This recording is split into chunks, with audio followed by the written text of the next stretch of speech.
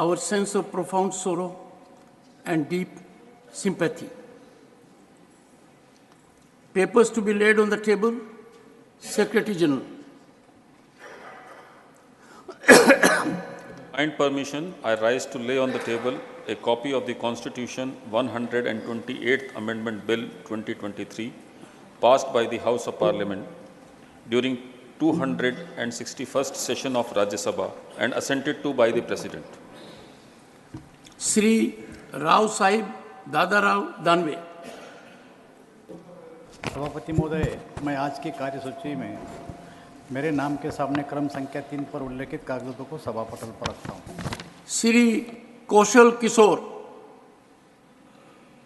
जी, आपकी अनुमति से मैं आज की कार्यसूची में क्रम संख्या 4 पर मेरे नाम के समक्ष सूचीबद्ध कागजातों की एक एक प्रत हिंदी व अंग्रेजी में सभा पटल पर रखता हूँ। Shri V Muraleedharan. Respected Chairman, sir, with your permission, on behalf of my colleague Sri Ajay Bhattji, I rise to lay the papers listed against his name at serial number 5 in today's revised list of business. Reports of the Department-related Parliamentary Standing Committee on Home Affairs, Sri Brajlal. Thank you, Chairman, sir. I rise to present the following 3 reports in English and Hindi of the Department-related Parliamentary Standing Committee on Home Affairs. Number 1, 246th report on Bharatiya Nyaya Sanhita 2023. Second, 247th report on Bharatiya Nagarik Suraksha Sanhita 2023 and 248th report on the Bharatiya Saksh Bill 2023. The reports were presented to the Honorable Chairman Rajya Sabha on 10th number 2023 when the House was not in session and forwarded to the Honorable Speaker Lok Sabha on the same day. Orders for the publication and circulation of the report were given by Honorable Chairman Rajya Sabha. Thank you, sir. Announcement. Honorable members, notices under Rule 267 received from Dr. John Britas, Sri P. Wilson, Sri Santosh Kumar P. and Sri Binoy Vishwam do not merit any admittance. Announcement 2. I have to inform honorable members that the panel of vice chairpersons has been reconstituted with effect from 4 December 2023 with the following honorable members: Shrimati Phulo Devi Netam, Shrimati S. Fognan Konyak, Shrimati Darshana Singh, Dr. Sonal Man Singh, Dr. Sasmit Patra, Sri V.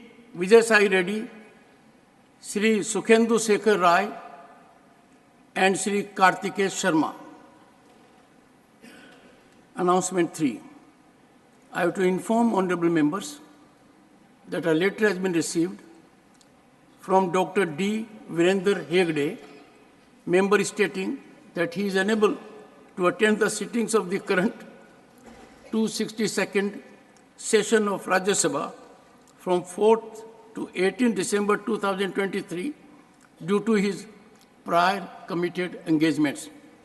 Does he have the permission of the House for remaining absent from 4th to 18 December 2023 during the current 262nd session of the Rajya Sabha? Permission to remain absent is granted. Honorable members, announcement number 4. Based on the recommendations of the Business Advisory Committee, a procedure is in place that members who wish to speak in a debate should give their names to the table office not later than 30 minutes prior to the commencement of a debate with the approval of their party leader or whip. The procedure is also brought to the notice of the honorable members through issuance of a para in the Parliamentary Bulletin Part 2 before the commencement of every session. However, honorable members, it has been observed that during the course of debates, requests are received from the members from various parties to participate in such debates, and at times without the approval of their party leader or whip. This practice causes difficulty in regulating the speaking time of parties as well as individual members. Honorable members are accordingly requested to kindly adhere to the stipulated procedure and send their names for participation in a debate at least 30 minutes prior to its commencement through their party leader or whip. Matters raised with permission. Shri Dhananjay Bhimrao Mahadik. धन्यवाद उपसभापति जी। आपने मुझे महाराष्ट्र में 16 जिलों में ओलावृष्टि और बेमौसम बरसात से फसलों के नुकसान के संदर्भ में बोलने का अवसर दिया। उपसभापति जी, महाराष्ट्र में प्रारंभिक नुकसान अनुमान के मुताबिक हाल की बेमौसम बारिश और ओलावृष्टि के कारण राज्य भर में फसल की क्षति 1.3 लाख हेक्टेयर तक पहुंच गई है। महाराष्ट्र में बेमौसम बारिश और ओलावृष्टि ने 3,93,325 हेक्टेयर भूमि पर फसलों को नुकसान पहुंचाया है, जिससे उत्तरी महाराष्ट्र, मराठवाड़ा और विदर्भ इनमें से ठाणे, पालघर, रत्नागिरी, सिंधुदुर्ग, नासिक, धुळे, नंदुरबार, जळगाव, अहमदनगर, पुणे, सातारा, छत्रपति संभाजीनगर, जालना, बीड, हिंगोली, परभणी, नांदेड़, बुल्ढाना, अकोला, वासिम, यवतमाल और गढ़चिरौली के करीबन 96 तालुकाओं में बहुत बड़े पैमाने पे फसलों की हानि हुई है। प्रभावित फसलों में अंगूर, धान, केला, प्याज, सोयाबीन, कपास और गन्ना शामिल है। मैं महाराष्ट्र की सरकार की ओर से केंद्र सरकार से अनुरोध करता हूं कि जल्द से जल्द जो प्रस्ताव महाराष्ट्र सरकार की तरफ से आएगा, 33% से अधिक क्षति पर जो मुआवजा तय किया गया है, उन किसानों को, क्षतिग्रस्त किसानों को जल्द से जल्द मदद की जाए। धन्यवाद सर। श्री जगेश।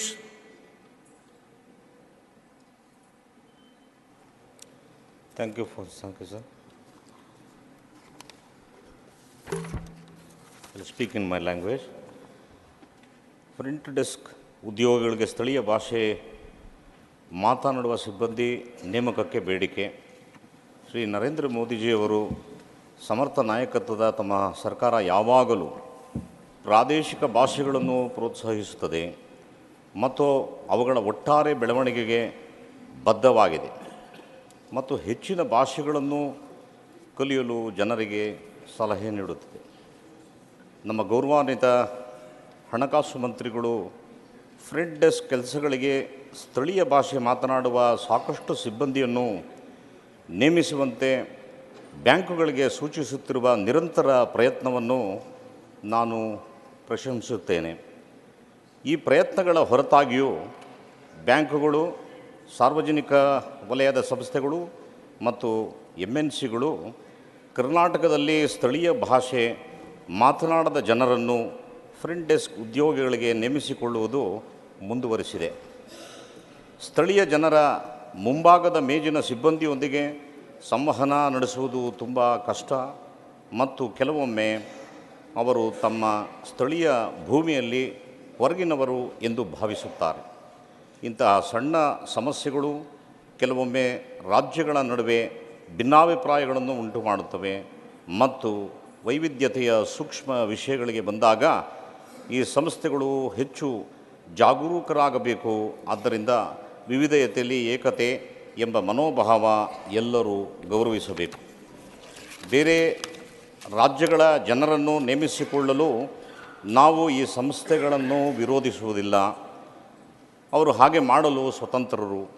ಕರ್ನಾಟಕದ ಜನರು ಬಹಳ ವಿಶಾಲ ಮನಸ್ಸಿನವರು ಮತ್ತು ಇತರ ರಾಜ್ಯಗಳ ಎಲ್ಲ ಜನರನ್ನು ಹೃದಯದಿಂದ ಸ್ವಾಗತಿಸುತ್ತಾರೆ ಮತ್ತು ಯಾವಾಗಲೂ ಅವರು ತಮ್ಮ ಕುಟುಂಬದವರಂತೆ ನೋಡಿಕೊಳ್ಳುತ್ತಾರೆ. ಕನ್ನಡಿಗರು ತಮ್ಮ ಭಾಷೆಯನ್ನು ಎಂದಿಗೂ ಹೊರಗಿನವರ ಮೇಲೆ ಬಲವಂತಪಡಿಸುವುದಿಲ್ಲ. ಬದಲಿಗೆ ನಾವು ಯಾವಾಗಲೂ ಅವರ ಭಾಷೆಯಲ್ಲಿ ಮಾತನಾಡಲು ಪ್ರಯತ್ನಿಸುತ್ತೇವೆ. ಬೆಂಗಳೂರಿನಲ್ಲಿ ಪ್ರತಿಯೊಬ್ಬ ಕನ್ನಡಿಗ ಕನಿಷ್ಠ 5 ಭಾಷೆಗಳು ತಿಳಿದಿರುವುದು. ಇದೇ ಕಾರಣಕ್ಕೆ ಕನ್ನಡವನ್ನು ಹೊರತುಪಡಿಸಿ ನಾವು ತಮಿಳು, ತೆಲುಗು, ಇಂಗ್ಲೀಷು ಮತ್ತು ಹಿಂದಿ ಮಾತನಾಡುತ್ತೇವೆ. ಭಾಷೆಗಳನ್ನು ನಮ್ಮ ಮೇಲೆ ಹೇರಲು ಪ್ರಯತ್ನಿಸಬಾರದು ಎಂಬುದನ್ನು ಈ ಸಂಸ್ಥೆಗಳಿಂದ ನಾವು ನಿರೀಕ್ಷಿಸುತ್ತೇವೆ. ಇದು ಕೇವಲ ಕರ್ನಾಟಕದ ರಾಜ್ಯದ ವಿಚಾರವಲ್ಲ, ಪ್ರತಿ ರಾಜ್ಯಗಳಲ್ಲೂ ಫ್ರಂಟ್ ಡೆಸ್ಕ್ ಉದ್ಯೋಗಗಳ ಸ್ಥಳೀಯ ಭಾಷೆ ತಿಳಿದಿರುವ ಜನರನ್ನು ಮೀಸಲಿಡಬೇಕು. ಆದ್ದರಿಂದ ಈ ಸಂಸ್ಥೆಗಳು ವಿವಿಧ ರಾಜ್ಯಗಳಲ್ಲಿರುವ ಎಲ್ಲ ಶಾಖೆಗಳಲ್ಲಿ ರಾಜ್ಯ ಸರ್ಕಾರಗಳ ನಿಯಂತ್ರಣವನ್ನು ಹೊರತುಪಡಿಸಿ ಈ ಸಂಸ್ಥೆಗಳು ಫ್ರಂಟ್ ಡೆಸ್ಕ್ ಉದ್ಯೋಗಗಳ ಸ್ಥಳೀಯ ಭಾಷೆ ಮಾತನಾಡುವ ಸಿಬ್ಬಂದಿಗಳನ್ನು ನೇಮಿಸಬೇಕು. ಧನ್ಯವಾದ. धन्यवाद श्री जगेश जी. माननीय doctor Fauzia Khan. Deputy Chairman, sir. Sir, the steep increase in screen time in early childhood years has become a growing concern in India. The advantage that technology has in education, entertainment, and communication cannot be denied, sir. But it has been observed that very young children who are still in their early childhood years are spending more hours in front of screens than required. This has been found to have a negative impact on their various aspects of their personalities, their vision, their cognitive, their intellectual, emotional, social, and also physical development, sir. Most children are addicted to screens, with mobile phones playing the roles of babysitters in families. Sir, excessive screen time beyond approximately 1 hour daily links to behavioral problems and poorer vocabulary acquisition. The surge in screen-based technology usage among very young children has raised concerns about its impact on mental health and overall well-being. A study reveals a connection between increased screen exposure from 6 to 18 months of age and adverse outcomes including heightened emotional reactivity, aggression, externalizing behavior. Such addiction may also lead to attention deficit hyperactivity, which is called ADHD, sir, and low academic output. Additionally, findings suggest that elevated screen time at 4 years of age is linked to lower levels of emotional understanding at 6 years of age. These observations underscore the need for a balanced approach to technology use to safeguard the mental health of young children, sir. To address these concerns, a comprehensive strategy should be implemented. The development of a policy framework should prioritize setting permissible limits for screen time during educational activities as well. Parents need support in understanding the consequences and in managing the children's screen exposure, and this can be achieved through educational programs and resources that guide them on effective supervision. Additionally, sir, one more important point, workplaces should consider policies that enable parents to balance workloads and allocate dedicated time for their children, fostering a healthier balance between technology use and quality time in the family. Sir, this dual approach, combining educational reforms and supportive parental policies, aims to create a more conducive environment for the holistic development of children while acknowledging the role of technology in education.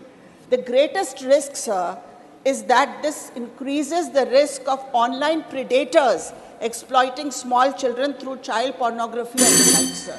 The government must therefore pay attention to this critical Thank issue. you, Fauziya ji. Very important issue. Mani Sri Sandosh Kumar P. Thank you, Deputy Chairman, sir. I take this opportunity to demand the immediate release of rupees 5,352 crores center aid to the state of Kerala.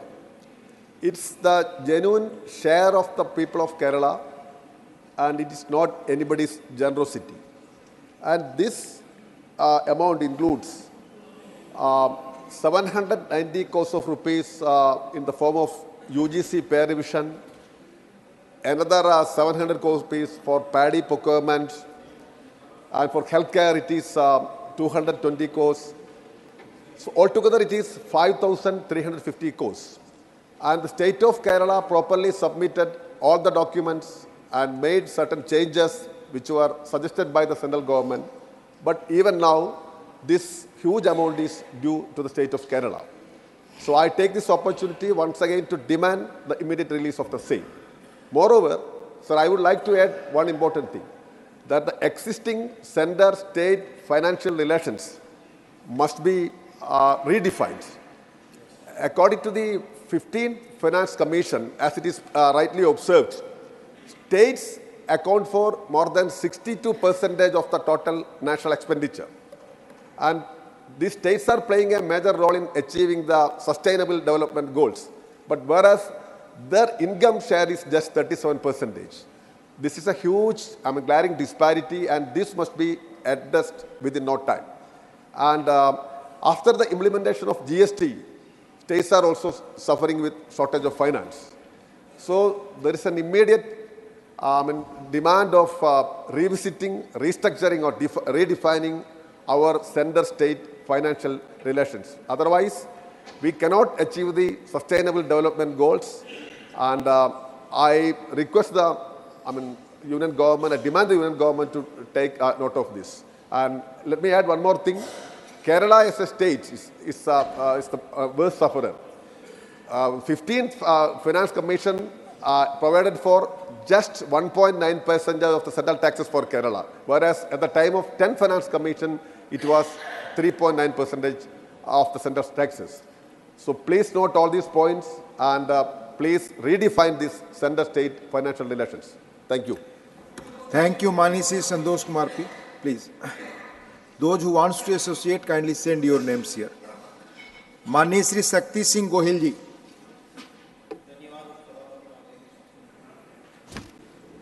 मैं एक गुजरात के मछुआरों का issue आपकी इजाज़त से उठाना चाहता हूँ। हमारा गुजरात का दरिया किनारा पाकिस्तान से सटा हुआ है। आज भी 156 मछुआरे पाकिस्तान की कैद में है। सर, पाकिस्तान का कानून कहता है कि अगर आपने गलती से बॉर्डर क्रॉस की है तो maximum imprisonment is for 3 years, 3 साल से ज़्यादा कैद में नहीं रख सकते हैं। पर 3 साल बीत जाने के बाद भी वो वहीं पे कैद में है। पाकिस्तान मरीन हमारी सरहद से हमारे मछुआरों को उठा के ले जाती है, और जब फिशिंग बोट्स वहाँ रहती है उसके अंदर से सारे पुर्जे उठा लेते हैं, चुरा के ले जाते हैं। तो अगर वो फिशिंग बोट वापस भी आती है तो हमारे मछुआरों के किसी काम की नहीं रहती है। इसी को चलते हमने कुछ चीज़ें मांग थी उनकी, मनमोहन सिंह जी की सरकार थी, हम मिले और 3-4 चीज़ें की थी। मैं आपके ज़रिए सरकार से अनुरोध करना चाहता हूं कि उसको पुनः शुरू किया जाए। एक हमने शुरू करवाया था कि यहाँ मछुआरा का फैमिली अगर डाक भेजेगा, खत लिखेगा तो उसे कैद में मिलेगा, और कैद से मछुआरा जो पाकिस्तान की कैद में है वो अपने फैमिली को खत लिख सकता था। वो शुरू हुआ था, इस सरकार की रेजिम में वो बंद हो गया है। एक परिवार का बंदा किसी दुश्मन देश की कैद में है और उसके हालचाल भी परिवार नहीं जान सके, आप उनकी मानसिकता समझ सकते हो। तो वो शुरू होना चाहिए। दूसरा हमने करवाया था, उस सरकार ने उस वक्त किया था कि जो भी मछुआरा फिशिंग बोट वहाँ गया और फिशिंग बोट वहाँ रख ली है तो उसके लोन की जो किस्तियाँ उसको रोक दिया जाता था और उसको सब्सिडी फिशिंग बोट के लिए दी जाती थी। वो भी आज शुरू नहीं है। तीसरी हमारी मांग थी और वहाँ पे हुआ था, पर राशि बहुत कम है, कि जो भी कमाने वाला जो है वो तो चला गया कैद में, और जनरली ये फिशिंग बोट में परिवार के जितने भी मेल मेंबर्स या कमाने वाले होते हैं वो साथ में होते हैं, वो चले जाते हैं, इधर सिर्फ बच्चे और महिलाएं बचती हैं। तो उनको कुछ सब्सिडीज मिलनी चाहिए। उस वक्त की सरकार ने एक बहुत बड़ी राशि ट्रैकिंग सिस्टम के लिए दी थी कि जीपीएस दिया कि जिसे मछुआरे को भी पता चले कि मैं अगर बॉर्डर क्रॉस कर रहा हूं तो वो वापस रहेगा। ये इम्प्लीमेंटिंग एजेंसी गुजरात गवर्नमेंट थी। C&AG ने कहा कि भारत सरकार ने जो पैसे फिशरमैन की सेफ्टी के लिए दिए, जीपीएस सिस्टम के लिए, उसमें बहुत बड़ा भ्रष्टाचार हुआ है और इसी वजह से जीपीएस का सिस्टम चल ही नहीं रहा है। मैं सरकार से अनुरोध करता हूं, भारत सरकार की ये राशि थी, C&AG ने कह दिया है तो हम तो मानते हैं कि बहुत सीरियस चीज़ है, तो इसकी जांच भी होनी चाहिए सीबीआई के जरिए। Thank you sir. माननीय श्री अनिल प्रसाद हेगड़े जी। Thank you, Chairman. Thank you, Deputy Chairman, for giving me the time to speak on an important issue of farmers who are custodians of traditional seed varieties. So, India had rich agrodiversity. Scientist Dr. Richarya had documented thousands of valuable paddy varieties which were evolved and selected by our ancestral farmers. Though Green Revolution paradigm eroded this rich agrodiversity wealth, our farmers continue to conserve some of them in their farms. Despite great logistical hardships and financial hardships, these farmers are conserving thousands of varieties of different crops. Some have been recognized with the Genome Savior Award, so, which is a welcome recognition for their contribution. We also need to remember the role of women farmers. So, government needs to identify and support such, train them for maintaining genetic purity of seeds, characterization and cataloging under a scheme providing infrastructure facilities and stipends. Surely, government will agree with me, sir, that desi seed varieties and the farmers who conserve them need support so that it can then become the basis for spread of organic and natural farming. Sir, while George Fernandez, who led an aggressive campaign against the signing of GATT and WTO treaty, who was an inspiration for me, I am proud that in 2009, when the regulator GEAC approved BT brinjal, it was again my party leader Nitish Kumar who opposed this. And the then Environment Minister, Mr. Jairam Ramesh, in 2010, ordered a moratorium on GM crops, which continues till the present government approved GM mustard last year, sir.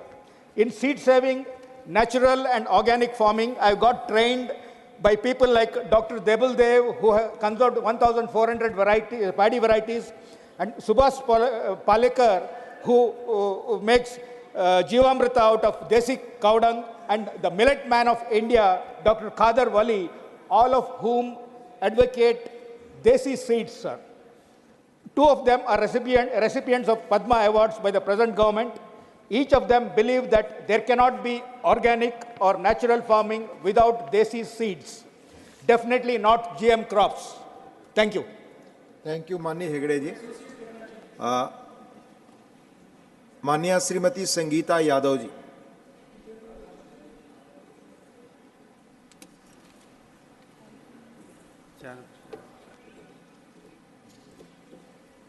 माननीय उपसभापति जी, आपने acid attack पीड़ितों की दुर्दशा के संबंध में मुझे बोलने का अवसर दिया, इसके लिए मैं आपको धन्यवाद देती हूँ। युवा लड़कियों और महिलाओं पर एसिड हमला समकालीन भारतीय समाज की एक बहुत ही गंभीर चिंता का विषय है।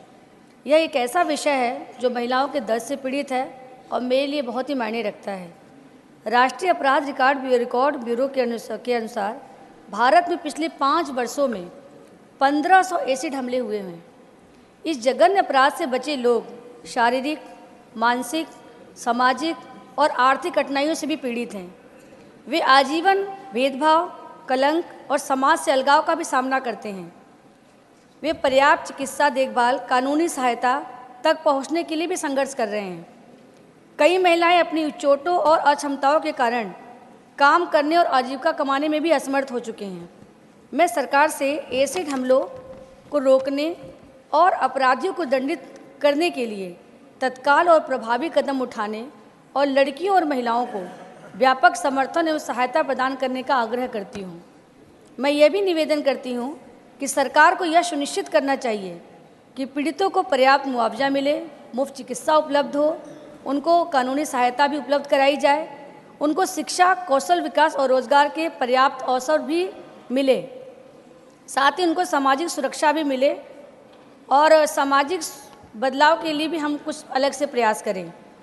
सरकार को सरकार से मैं ये भी निवेदन करती हूँ कि तेजाब हमलों के मामले पर 226 विधि आयोग की रिपोर्ट और उच्चतम न्यायालय के दिशा निर्देशों को भी हमें तत्काल प्रभाव से लागू करना चाहिए। धन्यवाद। धन्यवाद। माननीय श्री कनक मेदला रविंद्र कुमार जी।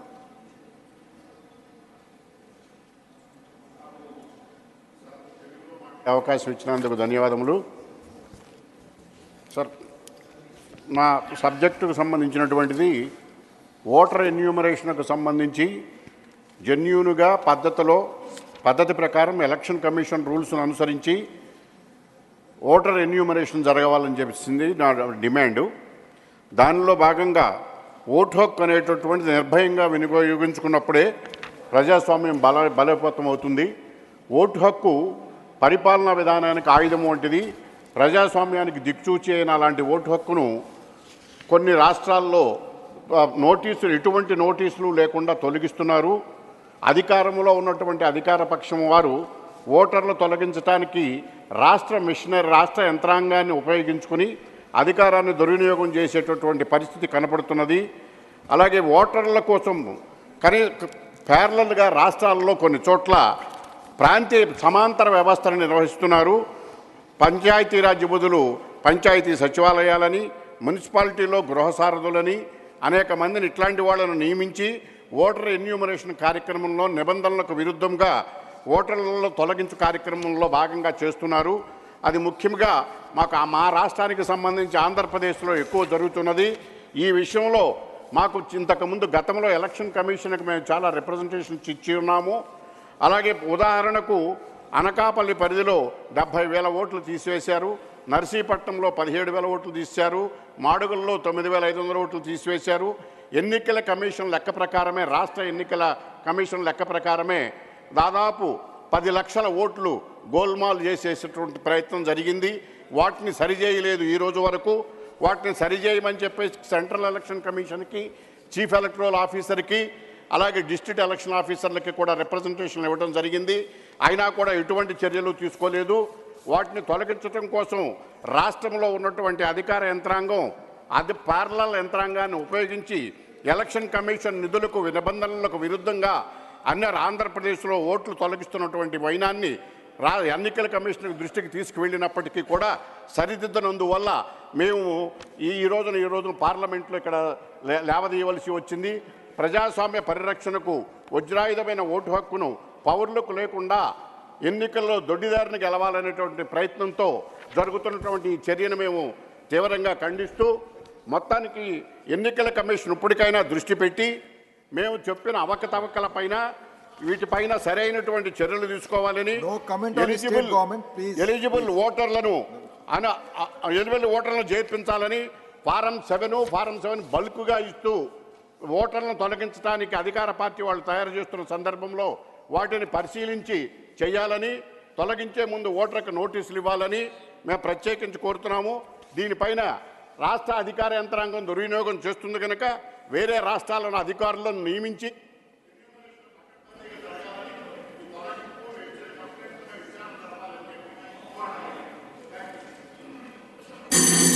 Thank you. माननीय कनक मेदला रविंद्र कुमार जी, स्टेट गवर्नमेंट्स पे जो आपके कमेंट है as per rules will examine whether it will go or not, please. माननीय Shri V Vijay Sai Reddy. Deputy Chairman, sir. Sir, the provisions for reservation were introduced in the Constitution of India to provide education and employment opportunities to the backward classes, that is BCs, so that they could be at par with others in the society, with other sections in the society. Sir, in fact, the Mandal Commission has recognized the BCs are historically marginalized and made recommendations to provide reservations for backward classes whose income is less than the mandated ceiling. Though the mandate other BCs whose income is higher than the mandated, the labeled mandated limit, were excluded, and they are called as creamy layer and excluded from the reservation, sir.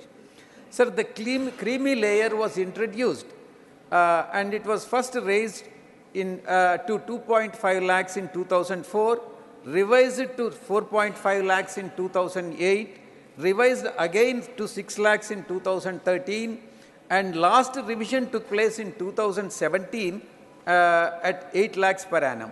Sir, the enhancement is done to adjust for the inflation once in 3 years. However, the existing limit for creamy layer has not been revised for the last 6 years.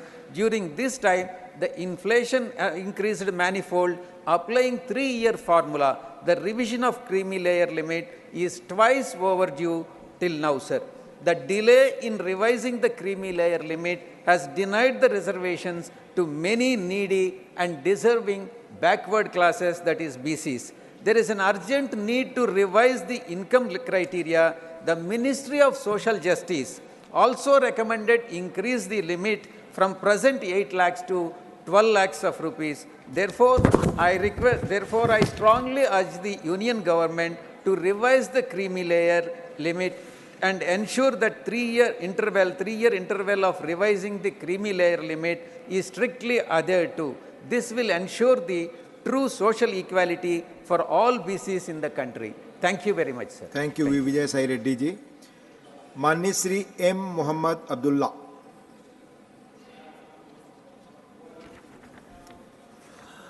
Thank you, Honorable Deputy Chairman, sir. This is my demand to reduce the beneficiary contribution of 10% while implementing Jal Jeevan Mission at villages with more than 50% of SC and or ST.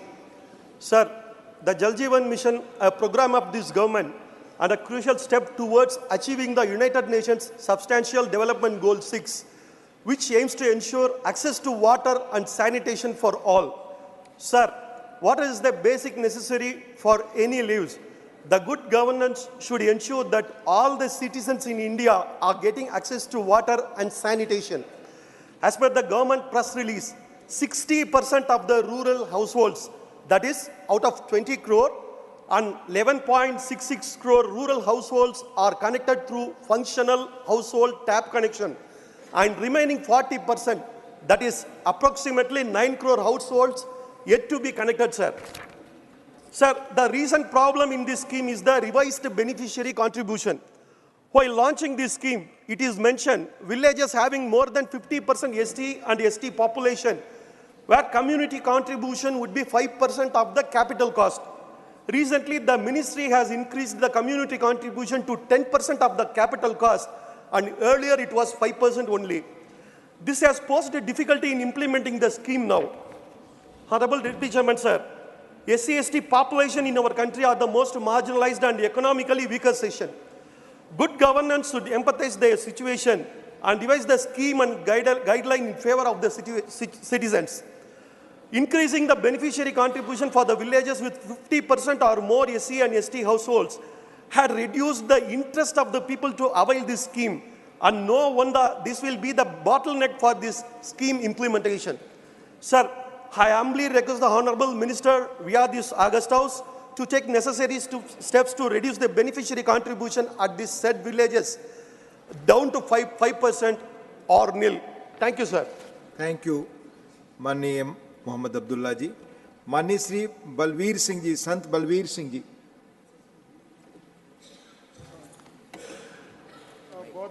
बहुत धन्यवाद उप सभापति जी, तुसी ਆਪਾਂ ਨੇ ਸਮਾਂ ਦਿੱਤਾ। ਸੋ ਅੱਜ ਅਸੀਂ पर्यावरण ਦਾ ਪੋਲੂਸ਼ਨ, ਹਵਾ ਦਾ ਪ੍ਰਦੂਸ਼ਣ ਜਿਹੜਾ ਸਭ ਤੋਂ ਮਾਰੂ ਸਿੱਧ ਹੋ ਰਿਹਾ, ਉਹਦੇ ਉੱਤੇ ਅਸੀਂ ਸੰਸਦ ਦਾ ਧਿਆਨ ਦਿਵਾਉਣਾ ਚਾਹੁੰਦੇ ਹਾਂ। ਸੋ ਗੁਰੂ ਨਾਨਕ ਪਾਤਸ਼ਾਹ ਨੇ ਅੱਜ ਤੋਂ 500 ਸਾਲ ਤੋਂ ਵੱਧ ਸਮਾਂ ਪਹਿਲਾਂ ਜੋ ਉਪਦੇਸ਼ ਦਿੱਤਾ ਸੀ, ਪਵਨ ਗੁਰੂ ਪਾਣੀ ਪਿਤਾ ਮਾਤਾ ਧਰਤ ਮਹੱਤ, ਦਿਵਸ ਰਾਤ ਦੋਇ ਦਾਈ ਦਾਇਆ ਖਿਲੇ ਸਗਲ ਜਗਤ। ਅੱਜ ਇਹ ਸਾਰਾ ਵਿਸ਼ਵ ਤਾਂ ਇਨਵਾਇਰਮੈਂਟ ਦੇ ਪੋਲੂਸ਼ਨ ਤੋਂ ਪੀੜਤ ਆ, ਉਹਦੇ ਵਿੱਚ ਜਿਹੜਾ ਭਾਰਤ ਦੇ ਵਿੱਚ ਬਹੁਤ ਵੱਡਾ ਪੋਲੂਸ਼ਨ ਆ, ਜਿਹਦੇ ਨਾਲ ਬਹੁਤ ਵੱਡਾ ਨੁਕਸਾਨ ਜਿਹੜਾ ਹੈ ਉਹ ਜਿਹੜਾ ਹੈ ਦੇਸ਼ ਵਾਸੀਆਂ ਦਾ ਹੋ ਰਿਹਾ। ਹਵਾ ਦੇ ਪ੍ਰਦੂਸ਼ਣ ਕਾਰਨ ਹਰ ਸਾਲ 21,08,000 ਮੌਤਾਂ ਜਿਹੜੀਆਂ ਹਵਾ ਦੇ ਪੋਲੂਸ਼ਨ ਕਰਕੇ ਹੋ ਜਾਂਦੀਆਂ, ਜਿਹੜੀ ਕਿ ਬਹੁਤ ਵੱਡੀ ਗਿਣਤੀ ਆ। ਇਹ ਇਸ ਹਵਾ ਦੇ ਪੋਲੂਸ਼ਨ ਦੇ ਕਾਰਨ ਜਿਹੜੀਆਂ ਹੋ ਰਹੀਆਂ ਮੌਤਾਂ। ਇਸ ਵੇਲੇ ਜੇਕਰ ਹਵਾ ਦੀ ਜੋ ਗੁਣਵੱਤਾ ਦੀ ਗੱਲ ਕਰੀਏ ਤੇ ਦਿੱਲੀ ਦੇ ਵਿੱਚ ਸਿਰਫ ਸਾਲ ਦੇ ਵਿੱਚ ਇੱਕ ਦਿਨ ਹਵਾ ਜਿਹੜੀ ਹੈ ਉਹ ਨਾਗਰਿਕਾਂ ਨੂੰ ਸ਼ੁੱਧ ਮਿਲੀ ਹੈ। ਬੰਬਈ ਦੇ ਵਿੱਚ 5 ਦਿਨ ਤੇ ਚੇਨਈ ਦੇ ਵਿੱਚ 15 ਦਿਨ ਸਾਫ਼ ਹਵਾ ਜਿਹੜੀ ਹੈ ਉਹ ਸਾਹ ਲੈਣ ਯੋਗ ਸੀ। ਬਾਕੀ ਸਾਰਾ ਪੋਲਿਊਸ਼ਨ ਦੇ ਨਾਲ ਜਿਹੜਾ ਹੈ ਸਾਰੇ ਅਸੀਂ ਮਾਰ ਚੱਲ ਰਹੇ ਹਾਂ। ਸੋ ਅਸੀਂ ਧਿਆਨ ਦਿਵਾਉਣਾ ਚਾਹੁੰਦੇ ਹਾਂ ਕਿ 2019 ਦੇ ਸਮੇਂ ਤੋਂ ਹੋਣ ਵਾਲੀਆਂ ਮੌਤਾਂ ਦੇ ਪ੍ਰਦੂਸ਼ਣ ਕਾਰਨ ਜਿਹੜਾ ਵਿਸ਼ਵ ਦੀ ਜਿਹੜੀ ਹੈਗੀ ਹੈ 37.8 ਬਿਲੀਅਨ ਡਾਲਰ ਦਾ ਨੁਕਸਾਨ ਹੋਇਆ, ਜਿਹੜੀ ਭਾਰਤ ਦੀ GDP ਦਾ 1.37% ਕੁੱਲ GDP ਦਾ ਹਿੱਸਾ ਹੈ। ਬਹੁਤ ਵੱਡਾ ਨੁਕਸਾਨ ਜਿਹੜਾ ਹੈ 에ਅਰ ਪੋਲਿਊਸ਼ਨ ਦੇ ਨਾਲ ਹੋ ਰਿਹਾ। ਇਹ ਹੈਰਾਨੀ ਦੀ ਗੱਲ ਇਹ ਹੈ ਕਿ ਜਦੋਂ 에ਅਰ ਪੋਲਿਊਸ਼ਨ ਦੀ ਗੱਲ ਆਉਂਦੀ ਹੈ ਤੇ ਸਭ ਤੋਂ ਵੱਡਾ ਬਲੇਮ ਪੰਜਾਬ ਦੇ ਕਿਸਾਨਾਂ ਦੇ ਉੱਤੇ ਧਰ ਦਿੱਤਾ ਜਾਂਦਾ ਕਿ ਪੰਜਾਬ ਦੇ ਕਿਸਾਨ ਪਰਾਲੀ ਨੂੰ ਅੱਗ ਲਾਉਂਦੇ ਆ ਤਾਂ ਪੋਲਿਊਸ਼ਨ ਆ, ਜਦੋਂ ਕਿ ਪੰਜਾਬ ਦੇ ਪੋਲਿਊਸ਼ਨ ਦਾ ਲੈਵਲ ਥੱਲੇ ਹੁੰਦਾ ਤੇ ਦਿੱਲੀ ਦਾ ਪੋਲਿਊਸ਼ਨ ਜਿਹੜਾ ਹੈਗਾ ਹਾਈ ਲੈਵਲ ਤੇ ਹੁੰਦਾ। ਪਰ ਕੋਈ ਵੀ ਪੰਜਾਬ ਦਾ ਜਿਹੜਾ ਕਿਸਾਨ ਆ ਆਪਣੀ ਪਰਾਲੀ ਨੂੰ ਅੱਗ ਨਹੀਂ ਲਾਉਣਾ ਚਾਹੁੰਦਾ, ਕਿਉਂਕਿ ਹਰ ਕੋਈ ਪੋਲਿਊਸ਼ਨ ਤੋਂ, ਕਿਉਂਕਿ ਗੁਰੂ ਪਾਤਸ਼ਾਹ ਦਾ ਭੈ ਮੰਨਦੇ ਆ ਸਾਰੇ। ਪਰ ਅਫਸੋਸ ਹੈ ਕਿ ਪੰਜਾਬ ਸਰਕਾਰ ਨੇ ਪਿਛਲੇ ਸਾਲ ਇੱਕ ਸੈਂਟਰ ਸਰਕਾਰ ਨੂੰ ਸੁਝਾਅ ਦਿੱਤਾ ਸੀਗਾ ਕਿ ਜੇਕਰ ਇਹਨਾਂ ਕਿਸਾਨਾਂ ਦੀ ਆਰਥਿਕ ਮਦਦ ਕੀਤੀ ਜਾਵੇ ਤੇ ਇਹ ਜਿਹੜਾ ਹੈ ਪਰਾਲੀ ਦੀ ਅੱਗ ਨੂੰ ਜਿਹੜੀ ਲੱਗ ਰਹੀ ਹੈ ਇਹਨੂੰ ਰੋਕਿਆ ਜਿਹੜਾ ਹੈ ਦਿੱਲੀ ਸਰਕਾਰ ਤੇ 1500 ਰੁਪਈਆ ਜਿਹੜਾ ਹੈ ਉਹ ਸੈਂਟਰ ਸਰਕਾਰ ਦੇਵੇ ਕਿਸਾਨਾਂ ਦੀ ਮਦਦ की। धन्यवाद धन्यवाद धन्यवाद। Nothing is going on record. माननीय संत बलवीर जी 3 महीने का 3 मिनट का ही है ये 0 आवर, तो 3 मिनट, इसलिए उससे अधिक आप बोलेंगे तो रिकॉर्ड पे नहीं जाएगा। प्लीज माननीय honourable Shri P. Wilson. Sir, there is an attempt to thrust the Uniform Civil Code by the Union government on the people of this country. The Uniform Civil Code proposes a unified set of personal laws applicable to all religions, which would govern marriage, divorce, inheritance, and adoption. If the UCC is implemented, the current separate laws for Hindus, Muslims, Christians, Parsis, Zoroastrians, Sikhs would be replaced by a common law. The question is whether the Union government is thinking of obliterating customs of all religions and kill secularism. India is a remarkably diverse country encompassing a wide range of religious, cultural, and linguistic variations. Within Hinduism, numerous subcultures exist, each distinguished by its individual identity, traditions, and customs. Imposing a single set of personal laws on all religions, subsects, and denominations could potentially erode their distinctiveness and rich diversity. Sir, the first casualty of UCC would be the Hindu tribes, especially from states like Assam, Nagaland, Mizoram, Meghalaya, Tripura, Manipur, Arunachal Pradesh, Goa, Karnataka, who have a unique customs and traditions, who are all protected by Article 371, A to H of Constitution, and the UCC would destroy these constitutional guarantees. The second casualty is freedom of religion, guaranteed by Article 25 of the Indian Constitution, not only for minorities, but also for the majority religion. Additionally, Article 29, which protects the rights of the minorities to preserve and protect their distinct culture, will erode the unique culture and traditions of minorities. Thirdly, UCC would affect the advantages given to the Hindu undivided family in property and taxation laws. Most religious treat marriages as a holy sacrament. UCC will reduce it to a civil transaction like property transaction and will destroy the sanctity of these sacraments. Tying a thali or mangal shustra or taking 7 steps around the fire or performing Sirdhartha self-respect marriages introduced by Pair Arranger Anna will be wiped out by UCC. Already the 21st Law Commission, after 2 years of consultation, recommended not to bring UCC. The Constituent Assembly itself assured while enacting Article 44 that unless there is a consensus by all citizens of this country, the Uniform Civil Code should not be implemented. I would like to urge the Honorable Prime Minister through this August House that instead of thrusting a Uniform Civil Code that wipes out customs, we should adopt a rights-based approach to bring in equal rights for women, children and disadvantaged groups by encouraging dialogues, understanding and bring in gradual reforms within communities through social engineering to weed out undesirable practices. It is through these means that we can strike a balance between individual rights, freedoms and communal harmony. I thank the Deputy Chairman for giving me this opportunity. Sir, you should listen to us than shouting, sir. Thank you. Please, no. Mani Sri Dr. V. Sivadasan.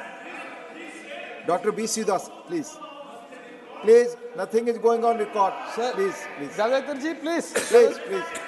Mani Sri V. Sivadasan, please. Respected Chair, the painful incident has occurred in You have to Silky speak for Tunnel. 2 minutes because Mr. Sri Sir, Ajay Pratap Singh, sir. Honorable Employee Associate.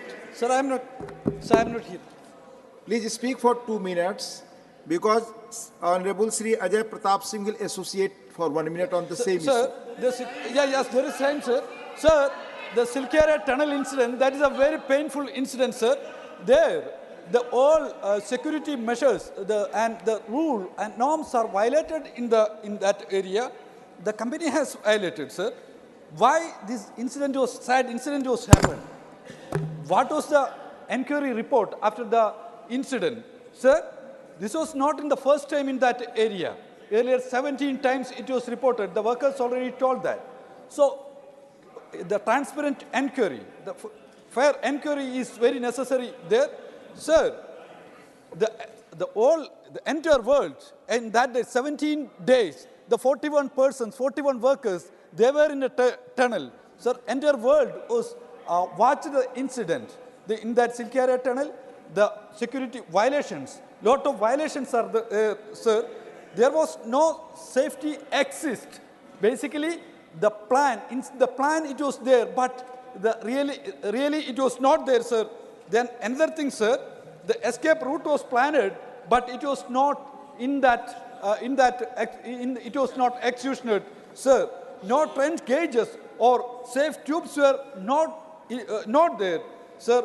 Workers working in unprotected parts of the trench, so it should be ensured. The workers say that the hume pipes which were required per safety norms were not there, sir. This gross negligence of the part of the company, it should be ensured. Sir, Please. the 59 Honorable seconds. Ajay Pratap Singh will associate on the same issue. Sir, Honorable Ajay Pratap Singh, please, on the same issue for 1 minute.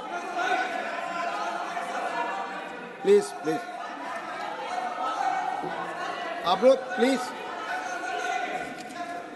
आपको मालूम है कि जो associate करते हैं उन्हें 1 minute और जो मुख्य बोलने वाले होते हैं उन्हें 2 मिनट सेम इशू पर.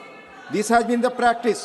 Please, yes, on the same time, same issue, 3 minutes. Please आप बोलें. माननीय उपसभापति महोदय, हमारे साथी पी शिवदासन जी ने जिस विषय का उल्लेख किया है उस विषय के संदर्भ में उनका अपना दृष्टिकोण हो सकता है, उनके अपने विचार हो सकते हैं, लेकिन मैं सदन को स्मरण कराना चाहता हूं कि जब हमारे प्रधानमंत्री आदरणीय श्री नरेंद्र मोदी जी ने इस सदन में पहले दिन पहला कदम रखा था तो उन्होंने कहा था कि उनकी सरकार गरीबों को समर्पित सरकार होगी, और इस घटना ने यह दिखा दिया है कि माननीय प्रधानमंत्री जो कहते हैं उसको चरितार्थ करते हैं. माननीय प्रधानमंत्री महोदय को, माननीय उत्तराखंड के मुख्यमंत्री महोदय को, general retired Shri VK Singh ji को और इस बचाव कार्य से जुड़े हुए सभी तकनीकविद, सभी सलाहकार, सभी रैट माइनर्स और सभी पक्षों को मैं बधाई देता हूं, धन्यवाद देता हूं कि उन्होंने बड़ी सूझबूझ के साथ इस बचाव कार्य को संपन्न कराया है और सारे 41 मजदूरों को सुरक्षित बाहर निकाला है. Please. Honourable Shri AD Singh, honourable AD Singh, honourable AD Singh,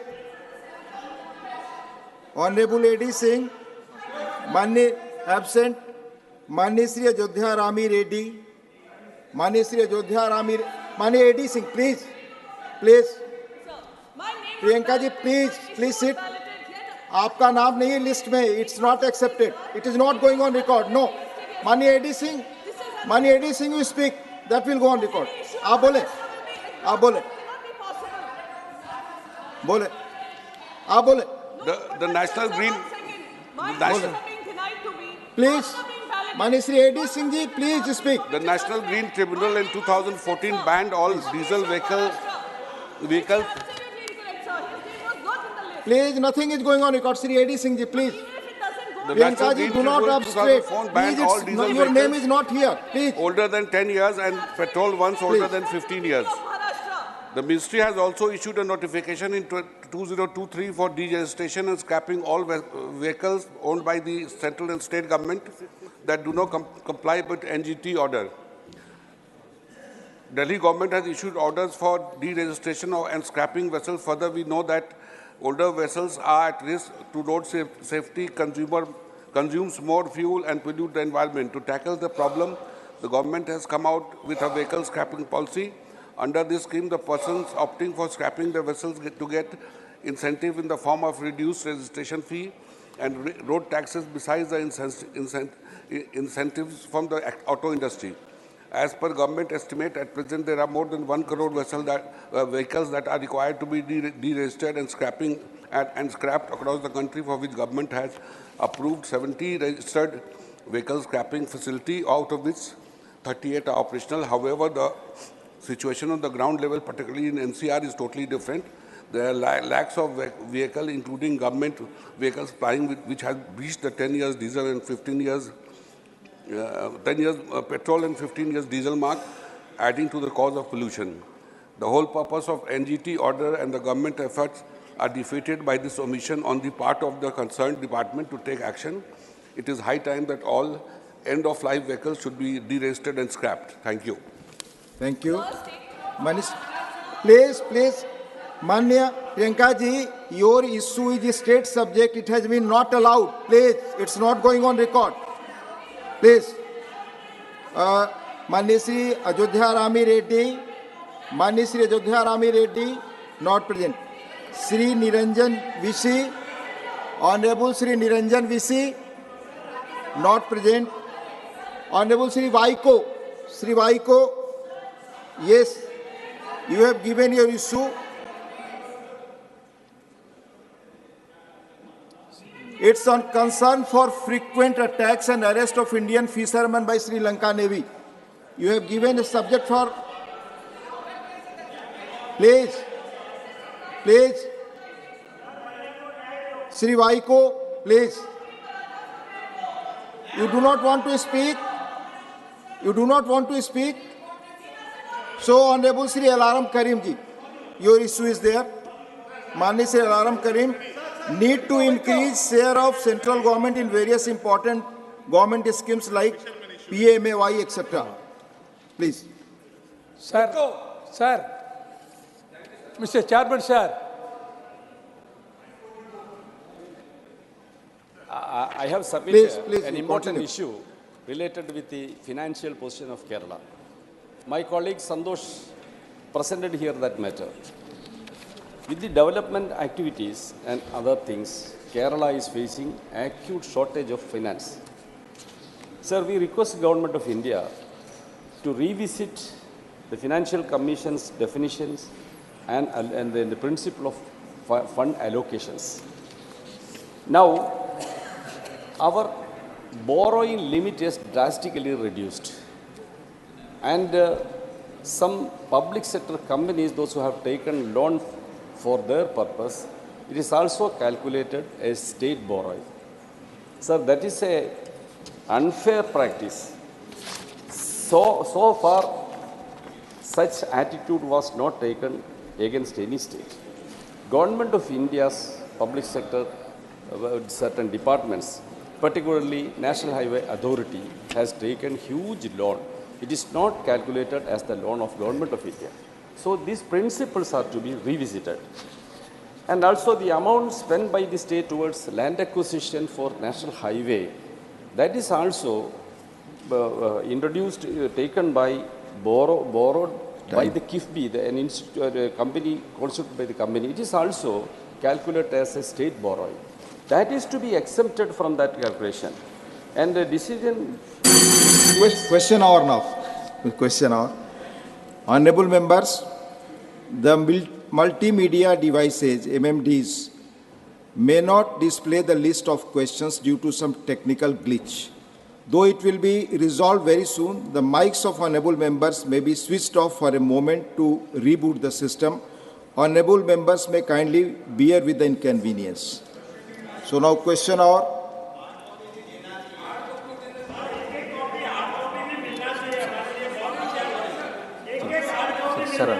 chairman sir ठीक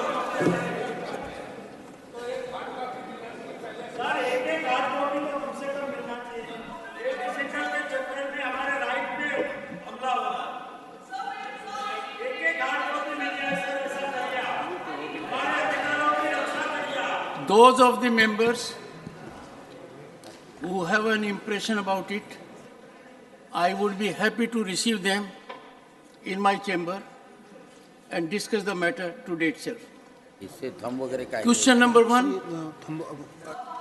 Shri Kartikeya Sharma.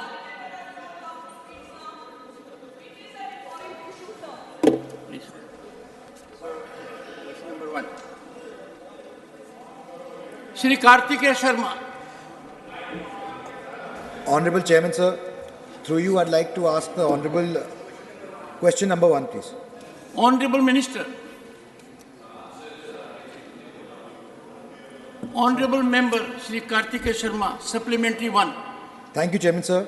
So I'd like to ask the Honorable Minister if the Ministry is considering to take any steps to safeguard the rights and the interests of the passengers of airlines, just like the rights of airlines and airline crews are defined. As there have been many instances that have come to light where passengers are mistreated, and especially older people and people who are first-time flyers coming from rural areas. So in the name of safety and procedure, if the government and the ministry is planning... Be pointed. Honorable Minister.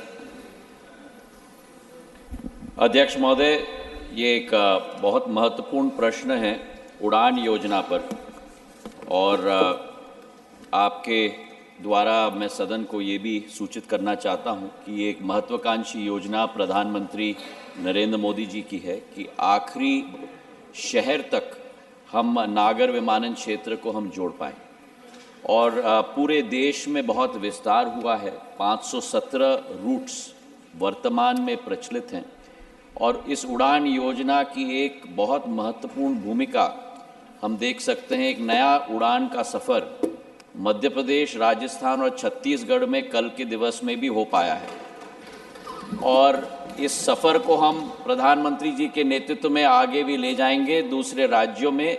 इसका विश्वास भी हम सदन को देना चाहते हैं। जहाँ तक प्रश्न कार्तिकेय जी ने आज इस सदन में पूछा है, मैं उनको विश्वास दिलाना चाहता हूँ नागर विमानन मंत्रालय से कि सेफ्टी और सिक्योरिटी हमारे मंत्रालय की प्राथमिकता है। सिक्योरिटी के लिए हमारी संस्था BCAS, bureau civil aviation security, अपनी तगड़ी निगरानी सारे एयरपोर्ट्स पे रखती है, और सेफ्टी के लिए DGCA जो हमारी संस्था है, हर एक एयरलाइन और हर एक एयरपोर्ट के लिए कार जो सिविल एविएशन रूल होते हैं उसे इशू करती है, ताकि हमारे यात्रियों की सुरक्षा, उनकी सेफ्टी और उनकी सुगमता का पूर्ण ध्यान रखा जाए। जो मुद्दा उन्हें उठाया है, कोई भी मिसट्रीटमेंट किसी भी पैसेंजर के साथ होगा जिसकी सूचना मंत्रालय को मिलती है, फौरन उस एयरलाइन या उस एयरपोर्ट दोनों को सूचित किया जाता है, जवाब लिया जाता है, और जहां कोई भी एयरलाइन या एयरपोर्ट दोषी पाया जाए, पेनल्टी मंत्रालय के द्वारा पूर्ण रूप से फिक्स की जाती है। Second supplementary, Shri Kartikeya Sharma. Thank you, Chairman, sir. Through you, I would like to ask the Honorable Minister whether the Ministry has considered opening of or increasing the number of pilot training institutes in the country given the increase in demand in the aviation sector. Honorable Minister. Sir, ये बहुत महत्वपूर्ण प्रश्न कार्तिकेय जी ने उठाया है। हमारा नागर विमानन क्षेत्र की विस्तारता आने वाले दिनों में बहुत बढ़ने वाली है। प्रधानमंत्री जी के नेतृत्व में जिस देश में 65 वर्षों में केवल 74 एयरपोर्ट थे, आज 149 एयरपोर्ट, हेलीपोर्ट और वाटरड्रोम प्रचलित हो पा रहे हैं। हमने इस संख्या को दुगना से ज़्यादा कर दिया है 9.5 वर्षों में, और हमारी प्राथमिकता है कि इसे हम आगे जाके बढ़ाएं। हमारे एयरलाइंस की भी पूर्ण क्षमता आगे बढ़ने वाली है। एयर इंडिया ने 470 प्लेन की ऑर्डर डाली है, इंडिगो ने 500 प्लेन्स की ऑर्डर डाली है, और आने वाले दिनों में इस क्षेत्र को एक बैकबोन आवागमन के क्षेत्र में पूरे देश का हम बनाने वाले हैं। ये विश्वास मैं सदन में आपके द्वारा मैं देना चाहता हूँ। Doctor Fauzia Khan. Sir, the Udan scheme has been designed to make air travel more accessible to common man. But there are problems in bidding process, and that is why we are not able to operate the way we should be in remote areas, sir. Nanded Airport is an airport which was constructed because the Sikh communities have a sacred place there. But Nanded Airport is not functional. I had written to the minister, and he very kindly replied to me saying that Nanded Airport would be available for bidding in the list of underserved airports. And if any airline submits a valid bid for the routes connecting Nanded, the same shall be considered as per the provisions of the scheme document. So I want to know what happened about the Nanded Airport flights, because that's the flight we Honorable take to Minister. come to Delhi. अध्यक्ष महोदय, सांसद महोदय ने मेरे साथ पत्रचार इस विषय पर किया है, और हमारे सलाहकार समिति में भी ये विषय उठी है। प्रश्न यहाँ है कि एयरलाइंस ने भी नांदेड़ में प्रचलन शुरू कर दिया था। कुछ एयरलाइंस जो इकोनॉमिक रिटर्न नहीं हो पा रही थी, तो वहाँ थोड़े फ्लाइट्स कम हो गए थे। पर नांदेड़ को कनेक्टिविटी देना हमारी सरकार की प्राथमिकता है। वो इसलिए केवल नहीं क्योंकि नांदेड़ एक प्रमुख स्थान है महाराष्ट्र के अंदर, पर हमारे सिख समाज के लिए भी धार्मिक दृष्टिकोण से एक बहुत महत्वपूर्ण स्थान नांदेड़ है। कठिनाई इस विषय में एयरलाइंस के तरफ से नहीं है अध्यक्ष महोदय, कठिनाई इस क्षेत्र में नांदेड़ एयरपोर्ट के साथ है। महाराष्ट्र सरकार ने इस एयरपोर्ट को एक प्राइवेट सेक्टर एंटिटी को दी है, क्योंकि ये एयरपोर्ट केंद्र सरकार की नहीं है, ये प्रदेश सरकार की है, और ये एयरपोर्ट प्राइवेट सेक्टर एंटिटी को दी है, जिस एंटिटी ने आज तक एयरपोर्ट्स अथॉरिटी ऑफ इंडिया के फ़ीस को भी रीएम्बर्स नहीं किया। जो ATCOs हमने वहाँ लगाई थी, उनको भी हमें विड्रॉ करनी पड़ी, और जो उड़ान के 5.0 राउंड बिडिंग थी, नांदेड़ टू पुणे, हिंडन, बेंगलोर, नागपुर, हैदराबाद, गोवा और पटना और आदमपुर के रूट्स भी हमने अवॉर्ड किए। मैं प्रदेश सरकार के साथ पत्रचार और उनके साथ चर्चा भी कर रहा हूँ, और हमारी यही सोच है कि वो एयरपोर्ट वापस अगर प्रदेश सरकार ले पाए, उसे प्रचलित कर पाए, तो फिर उस एयरपोर्ट्स पे हम लोग वो रूट्स की शुरुआत हम लोग कर पाएंगे। मैं निवेदन करूंगा आपके द्वारा हमारे सांसद महोदय को भी कि इस एफर्ट पे हमें भी मदद करें, और अगर ये एयरपोर्ट वापस लिया जाए और महाराष्ट्र सरकार अपने अधीन कर पाए और उसे ऑपरेट कर पाए, तो फिर ये रूट्स हम वहाँ प्रचलित कर पाएंगे। Supplementary number 4, Shri V. Vijay Sai Reddy. So close and so far. Sir, according to the CAG report, under Udan scheme, only 54 routes or 7% of the awarded routes managed to sustain the operations beyond 3 years concession period. Sir, can the government explain what steps are being taken to resolve the problem in respect of the other routes unable to finish their concession period? Honorable Minister. Sir, Vijay Sai Reddy ji, as always, has raised a very erudite question, and I shall endeavor to try and satisfy him. In every situation, sir, you can always look at a glass half full or a glass half empty. Vijay Sai Reddy ji proposes to look at it from a half empty viewpoint. we in government look at it from a half-full viewpoint.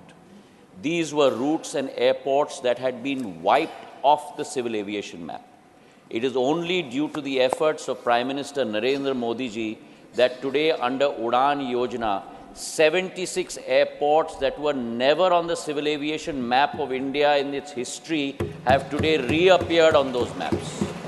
It is only due to the efforts of Prime Minister Narendra Modi and the government that today 1.30 lakh passengers have travelled through Udan Yojana who could never ever dream of travelling on a plane before. It is only because of his vision that today 2.75 lakh flights have operated in India due to the viability gap funding that has been proposed and given by the central government for this scheme in particular. And it is only because of his vision that the northeast that was looked at as always Purvottar, the furthest point of India, from the periphery has been brought into the mainstream. And 9 new airports have been constructed in the northeast of India, of which 6 have been possible only because of the Udan scheme. As far as his question is concerned, I'd like to correct his data. This scheme has been proposed as a VGF scheme for 3 years, where viability gap funding is given for 3 years for an airline. We hope that post that, the route sustains itself. If it doesn't, then we have to look for new routes to add on to these schemes. That's why we have a target of 1,000 routes over the period of the scheme. Today, 517 routes have been operational. His data is slightly dated because he relies on the CAG report. The current data, I'd like to correct him, is 78 routes are still continuing after 3 years. 40% of the routes are operational, 15% of those are continuing after 3 years, and it is our endeavor that as India grows, as people grow accustomed to air travel, this will only increase in the days to come. Our projection is that from 144 million travelers in 1920, by the year 2030, India will have 42 crore travelers by civil aviation in the days to come. Sri Rajiv Shukla, fifth supplementary. मंत्री जी ने उड़ान योजना के तहत तमाम connectivity तो बनवाई है, लेकिन मैं ये कहना चाहता हूँ कि कैंसिलेशन लास्ट मिनट पे जो होता है फ्लाइट्स का, उससे लोग बहुत परेशान हैं। एक, उनको लोड नहीं मिलता, इस वजह से जो एयरलाइंस है तुरंत लास्ट मिनट पे कैंसिलेशन कर देती है।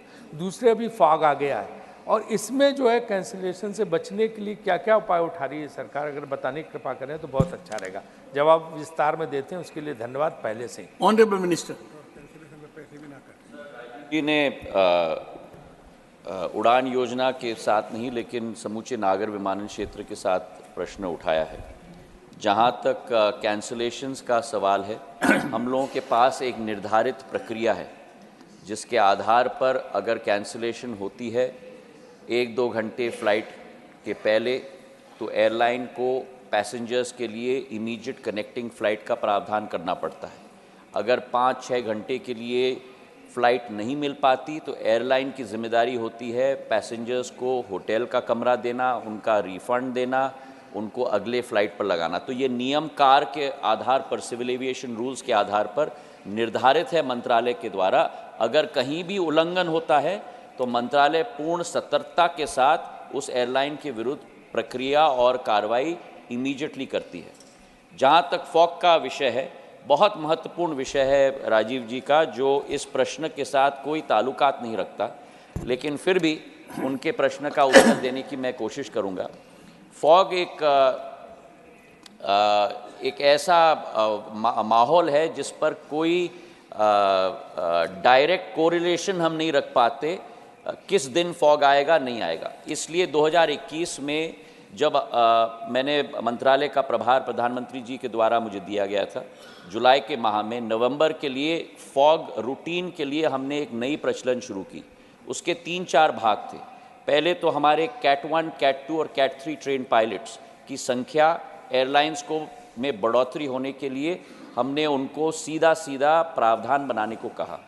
उसी के साथ जो कैट 2 और कैट 3 ट्रेन्ड एयरक्राफ्ट न हो, उदाहरण के तौर पर ATR और Q400 बॉम्बार्डियर के, उनको हमने नॉन फॉग आवर्स में चलाने का प्रावधान हमारे विंटर स्केड्यूल में हमने पहले से बना के रखा है। विंटर स्केड्यूल करीब करीब अक्टूबर के अंत के माह में बनता है, वो प्रावधान हमने बना के रखा है। पूरा विंटर स्केड्यूल में हर एक एयरलाइन का स्केड्यूल भी उसी फॉग के आधार पर नियंत्रित किया जाता है। कैट 3 एयरपोर्ट्स, IFR एयरपोर्ट्स मतलब इंस्ट्रूमेंटल फ्लाइट रेटेड एयरपोर्ट्स को कैट 1 पर हम लोग ले जा रहे हैं। कैट 1 के एयरपोर्ट्स को कैट 2 तक ले जा रहे हैं।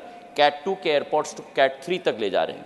फॉग से प्रभावित हमारे देश में करीब 18 से 19 एयरपोर्ट्स ही हैं। उसमें उत्तर भारत के भी एयरपोर्ट्स हैं, जैसे लखनऊ है जहाँ से राजीव जी आते हैं, हमारे दिल्ली का एयरपोर्ट भी है, और इन एयरपोर्ट्स में भी प्रावधान कैट 3 का हमने कर दिया है। और इसी के तहत पिछले 20-21 वर्ष के विंटर स्केड्यूल में और 21-22 के विंटर स्केड्यूल में फॉग के ज़रिए कैंसिलेशंस 0.05% ही केवल हो पाए हैं और डिलेज 0.01% ही हो पाए हैं, क्योंकि वो स्केड्यूल ही हमने वैसे बनाने की कोशिश की है। कैट 3 ट्रेन पायलट्स की संख्या भी बहुत देश में बढ़ गई है, और कैट 2 और कैट 3 की भी, ताकि हर प्लेन का operation Boeing 737, A319, A320 cat 2-3 train pilots के आधार पे ही हो। Thank you sir. Question number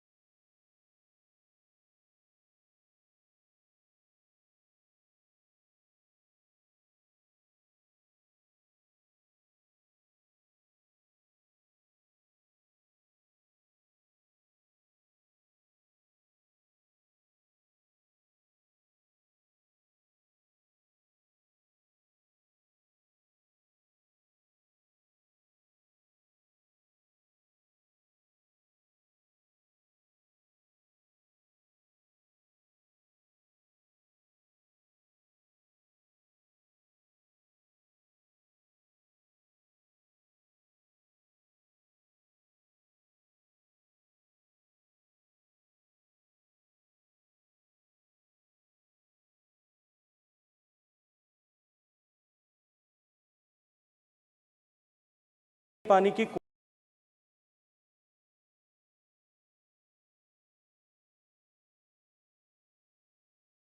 quality को जांचने के लेकर, मापने को लेकर के कोई व्यवस्था नहीं थी। लेकिन जल शक्ति, अब जल जीवन मिशन प्रारंभ होने के बाद में देश भर में जिस तरह से माननीय प्रधानमंत्री जी के आशीर्वाद से एक तरफ जहां देश के सभी घरों तक पीने का स्वच्छ पानी पहुंचे, इस दिशा में काम प्रारंभ हुआ है। और जो काम प्रारंभ हुआ 2019 से लेकर के अब तक जो 16% घरों तक पीने का स्वच्छ पानी जाता था, आज मैं गर्व के साथ में कह सकता हूं कि आज देश के 71% घरों तक पीने का स्वच्छ पानी पहुंचने लगा है। और पीने का स्वच्छ पानी पहुंचने लगा है, इसके कारण से माताओं बहनों ने जो आशीर्वाद दिया है, उसका परिणाम कल देखा आपने कि प्रचंड बहुमत के साथ में 3 राज्यों में भारतीय जनता पार्टी की सरकार बनी। लेकिन ये जो पीने के पानी की गुणवत्ता और आर्सेनिक के को लेकर के माननीय सदस्य ने प्रश्न किया है, देश भर में 2016 में 14,143 ऐसे हैबिटेशन थे। माननीय सदस्य सही हैं कि इंडो गैंगेटिक जोन में आर्सेनिक की समस्या है। 14,183 क्षेत्रों में हैबिटेशंस में इस तरह की चुनौती थी, जो 2017 तक बढ़ करके 18,258 हैबिटेशंस हो गए थे, क्योंकि ये डायनेमिक प्रॉपर्टी है, पानी की लेवल्स को लेकर के, विड्रॉल को लेकर के इस तरह के परिवर्तन आते हैं। लेकिन माननीय प्रधानमंत्री जी के जल जीवन मिशन प्रारंभ करने के बाद में जिस तरह का परिणाम आया है, उसके चलते हुए आज इनकी संख्या निरंतर घटी है। मैं गर्व के साथ में एक बात कह सकता हूं कि 2017 से जो हमने नेशनल वाटर क्वालिटी मिशन में जो प्रायोरिटी ऐसे अफेक्टेड हैबिटेशंस को देना प्रारंभ किया था, वहां से लेकर के जल जीवन मिशन तक आज देश में एक भी ऐसा हैबिटेशन नहीं है जहां पर व्यक्ति को सेफ पीने का पानी, आर्सेनिक मुक्त पीने का पानी उपलब्ध न हो। देश के जो है इन 18,258 हैबिटेशंस में से केवल 378 हैबिटेशन ऐसे बचे हैं, जिनमें से 319 पंजाब में है और 59 वेस्ट बंगाल में, जहां जो है कम्युनिटी वाटर ट्रीटमेंट प्लांट के माध्यम से पीने का स्वच्छ पानी मिले, ऐसी व्यवस्था की गई। लेकिन माननीय सदस्य ने जो प्रश्न पूछा है मैं उसी के परिप्रेक्ष्य में कहना चाहता हूँ कि जो व्यवस्था देश में नहीं थी माननीय सभापति महोदय, कि देश में पीने का पानी जो हमारे जीवन से, हमारे जीवन के, हमारे स्वास्थ्य से जुड़ा हुआ सबसे महत्वपूर्ण विषय, उसको जांचने का कोई किसी तरह का जो है देश में व्यवस्था ही नहीं थी। आज देश में हम खुशी के साथ में कह सकते हैं कि 2111 लेबोरेटरीज देश भर में काम कर रही, जिसमें से 1300 से ज़्यादा लेबोरेटरीज NABL एक्रेडिटेड है। और माननीय चेयरमैन साहब, देश भर में 19-20 तक जहां केवल 50 लाख टेस्ट कुल मिलाकर के होते थे पीने का पानी की गुणवत्ता को जांचने का, ये जो व्यवस्था हमने की और देश भर में 23 लाख महिलाओं को ट्रेन करके जो फील्ड टेस्टिंग किट दिए, लेबोरेटरीज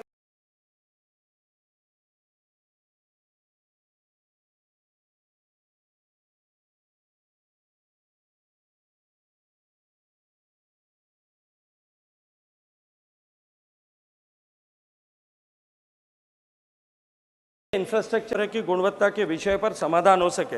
लेकिन माननीय सदस्य जिस प्रांत से आती हैं, मैं बहुत दुख के साथ में कहना चाहता हूं और माननीय सदस्य से कहूंगा कि अपने प्रांत में उस विषय पर बात करें। आज देश में, पूरे देश में केवल एकमात्र प्रदेश वेस्ट बंगाल बचा है जो आज भी 40% से नीचे जल जीवन मिशन पर है। उस पर गति बढ़ाने की नितांत रूप से आवश्यकता है, ये मैं आपके माध्यम से निवेदन करना चाहता हूं। सेकंड सप्लीमेंट्री, श्रीमती मौसम नूर। Sir, I would request the Honorable Minister to give a specific answer on what is the total financial investment made by the Ministry in establishing community water purification as part of the arsenic mitigation efforts. Thank you. Honorable Minister. माननीय chairman साहब, हमने quality को priority देते हुए जहां quality affected habitations हैं, जो जल जीवन मिशन का जो फंड एलोकेशन का जो हमने बेंचमार्क बनाया है, उसमें क्वालिटी अफेक्टेड एरियाज़ को 15% का प्रायोरिटी दिया है, क्योंकि देश भर में अलग अलग स्थानों पर अलग अलग तरह के क्वालिटी को लेकर के चैलेंजेस और इश्यूज़ हैं।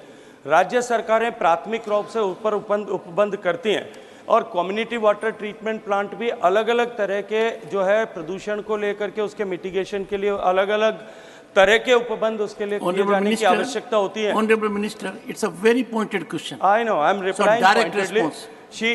She wished to understand about, she wished to know about the community water treatment water plant to mitigate the arsenic.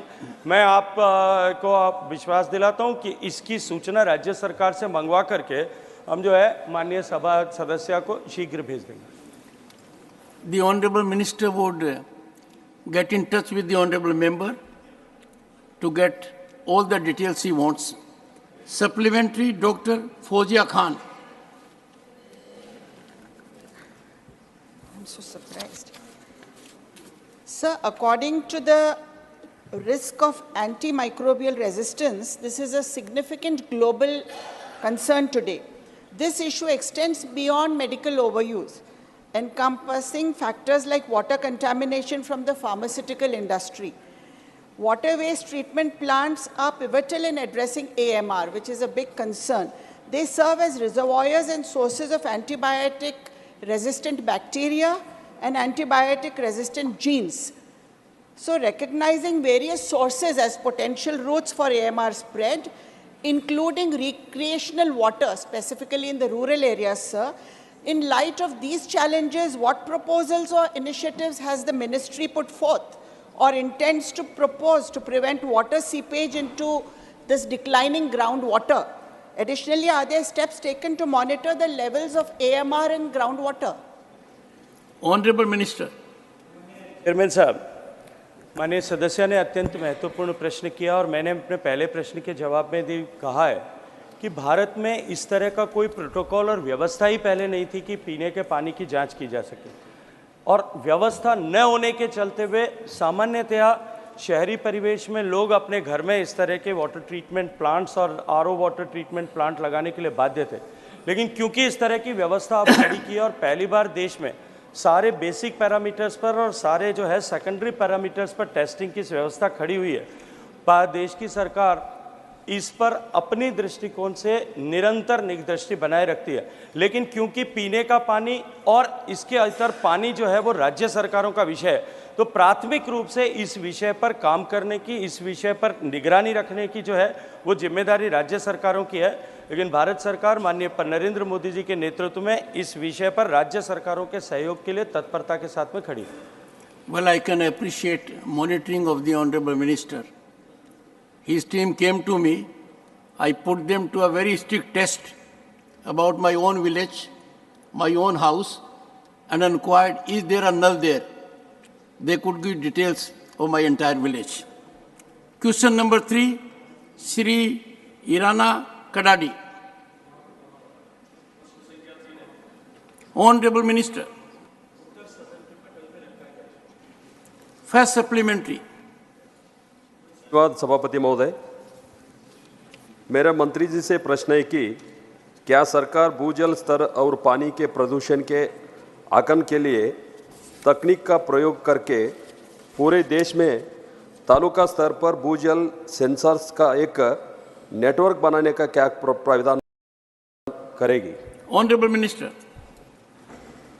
माननीय चेयरमैन साहब, नितांत ही गिरता हुआ भूजल का स्तर हमारे देश के लिए अत्यंत बड़े चिंता का विषय था, क्योंकि भूगर्भ के जल पर निर्भरता दुनिया में सबसे ज़्यादा भारत की, और हमारी कुल मिलाकर के विड्रॉल जो है वो दुनिया में हम सर्वाधिक करते हैं। 25% दुनिया के विड्रॉल का अकेला हम भारत में करते हैं।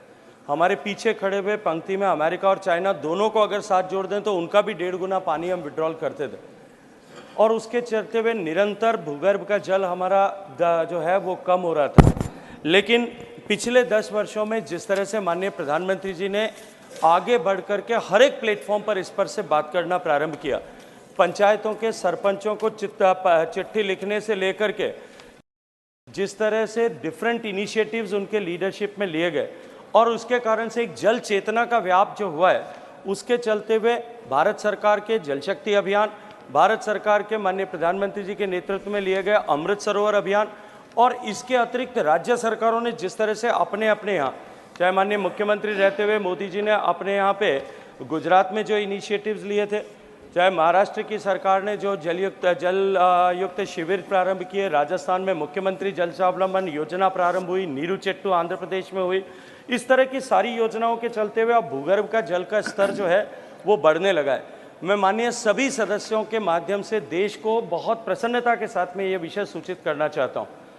ये 2019 से पहले जब जल शक्ति मंत्रालय माननीय प्रधानमंत्री जी ने इंटीग्रेटेड मिनिस्ट्री के रूप में बनाया, उससे पहले देश में कभी 3 साल में, कभी 2 साल में, कभी 5 साल में भूगर्भ के जल को मापने के लिए जो देश भर में नेटवर्क बना हुआ है, उस नेटवर्क के माध्यम से एक रिपोर्ट पब्लिश होती थी, और 3-3, 4-4 साल बाद में जो रिपोर्ट पब्लिश होती थी वो इनसिग्निफिकेंट हो जाती थी, क्योंकि 3-4 साल में जो है उसके ऊपर कोई उसमें बहुत सारा और एडवर्स इम्पैक्ट हो जाता था। लेकिन पिछले वर्षों में पहले हमने 2 साल पर किया, और पिछले साल से अब हम प्रतिवर्ष जो है ये रिपोर्ट प्रकाशित करने की क्षमता हमने डेवलप की है। और मैं इसके साथ ही अत्यंत प्रसन्नता के साथ में कहना चाहता हूं कि 2023 में 2020 के बाद में जो डाउनवर्ड्स हमारा हमेशा घटता हुआ भूगर्भ जल का आंकड़ा आता था, जो 6000 से ज़्यादा ब्लॉक्स में मॉनिटर करते थे, हर साल हमारे क्रिटिकल जो है ब्लॉक्स, सेमी क्रिटिकल और जो है ब्लॉक्स और ओवर एक्सप्लॉइटेड ब्लॉक्स की संख्या निरंतर बढ़ती जा रही थी। पिछले 4-5 साल के परिणाम हुए कि अब जो है पिछले साल में 2023 की तुलना में, अगर 22 की तुलना में अगर मैं बात करूं तो 2023 की रिपोर्ट जो हमने 3 दिन पहले पब्लिश की है, आज उसके चलते हुए सेफ जोन जो है सेमी क्रिटिकल से सेफ जोन ऐसे 127 जोन है। ओवर एक्सप्लॉइट से क्रिटिकल की तरफ आकर के पॉजिटिव ट्रेंड हुआ, ऐसे ओवर जो है 27 ब्लॉक्स हैं, सेमी क्रिटिकल से सेफ हुए 127 ब्लॉक हैं, ओवर एक्सप्लॉइटेड से सेफ हो गए ऐसा 1 ब्लॉक है, और ओवर एक्सप्लॉइटेड से सेमी क्रिटिकल हुए ऐसे 4 ब्लॉक्स हैं। इस तरह से 224 ब्लॉक्स में पॉजिटिव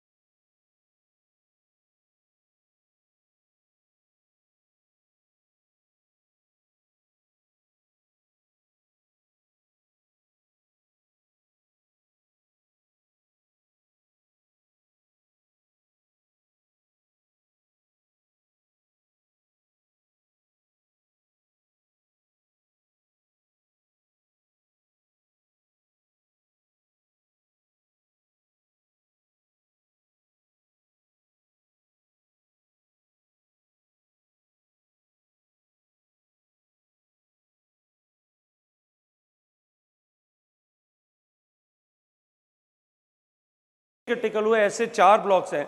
इस तरह से 224 ब्लॉक्स में positive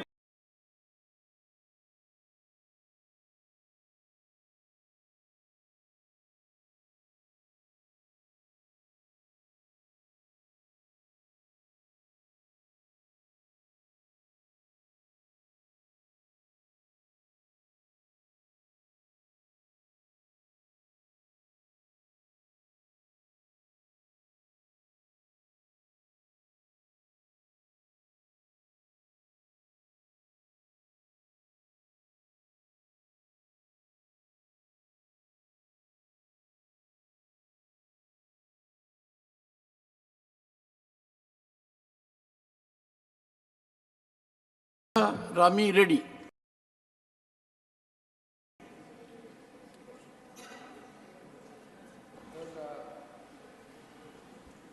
Provide an assessment of the impact of artificial structures for groundwater recharge in Andhra Pradesh and share plans for scaling or modifying these efforts based on observed outcomes.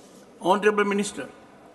माननीय सभापति महोदय, जैसा मैंने एक निवेदन किया कि क्योंकि ये प्रत्यक्ष रूप से राज्य सरकार का विषय है, इसलिए राज्य सरकार को ही इसमें इनिशिएटिव लेकर के अपने प्लान्स बना करके और अपने योजनाओं को धरातल पर उतारना है।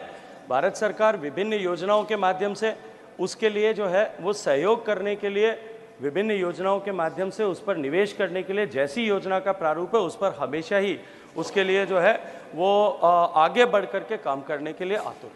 Fourth supplementary, Dr. Fozia Khan.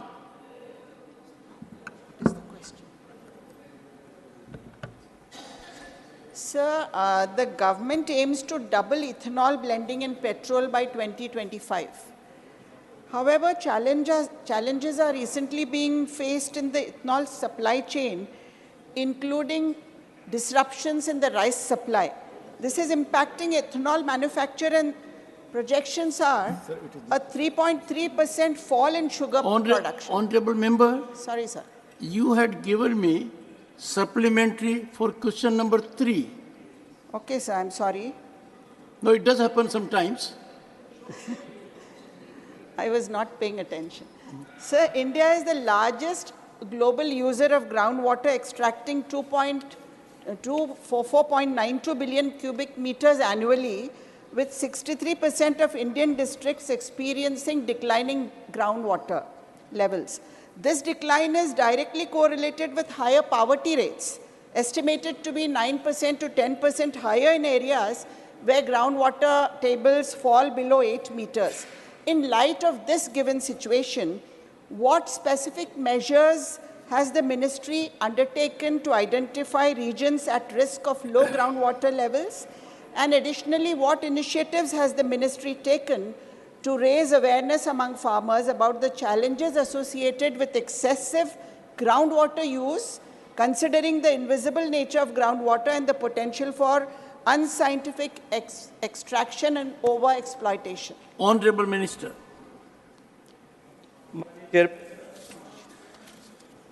हालांकि मैंने अपने पहले प्रश्न के मूल प्रश्न के उत्तर में बहुत विस्तार के साथ में इस विषय पर उत्तर दिया था कि प्राथमिक रूप से ये राज्य सरकारों का दायित्व है, लेकिन उसके साथ साथ में मैंने भारत सरकार ने जो इनिशिएटिव्स ग्राउंड वाटर के रिचार्ज को लेकर के, ग्राउंड वाटर की बदलती हुई परिस्थितियों को लेकर के, मुझे लगता है माननीय सदस्य का उस समय उनके संज्ञान में नहीं था, उन्होंने ध्यान नहीं दिया।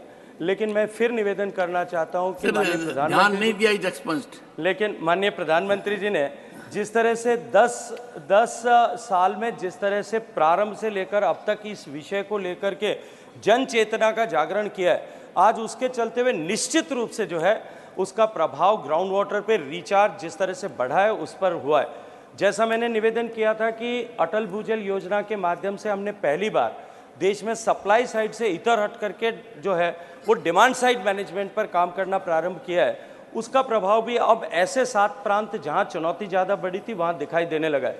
मैं एक उदाहरण माननीय चेयरमैन साहब आपके माध्यम से देना चाहता हूं कि अगर जो है स्थानीय सरकार किसी शहर की तय करती है और वो अगर ground water related activities, recharge activities पर काम करे।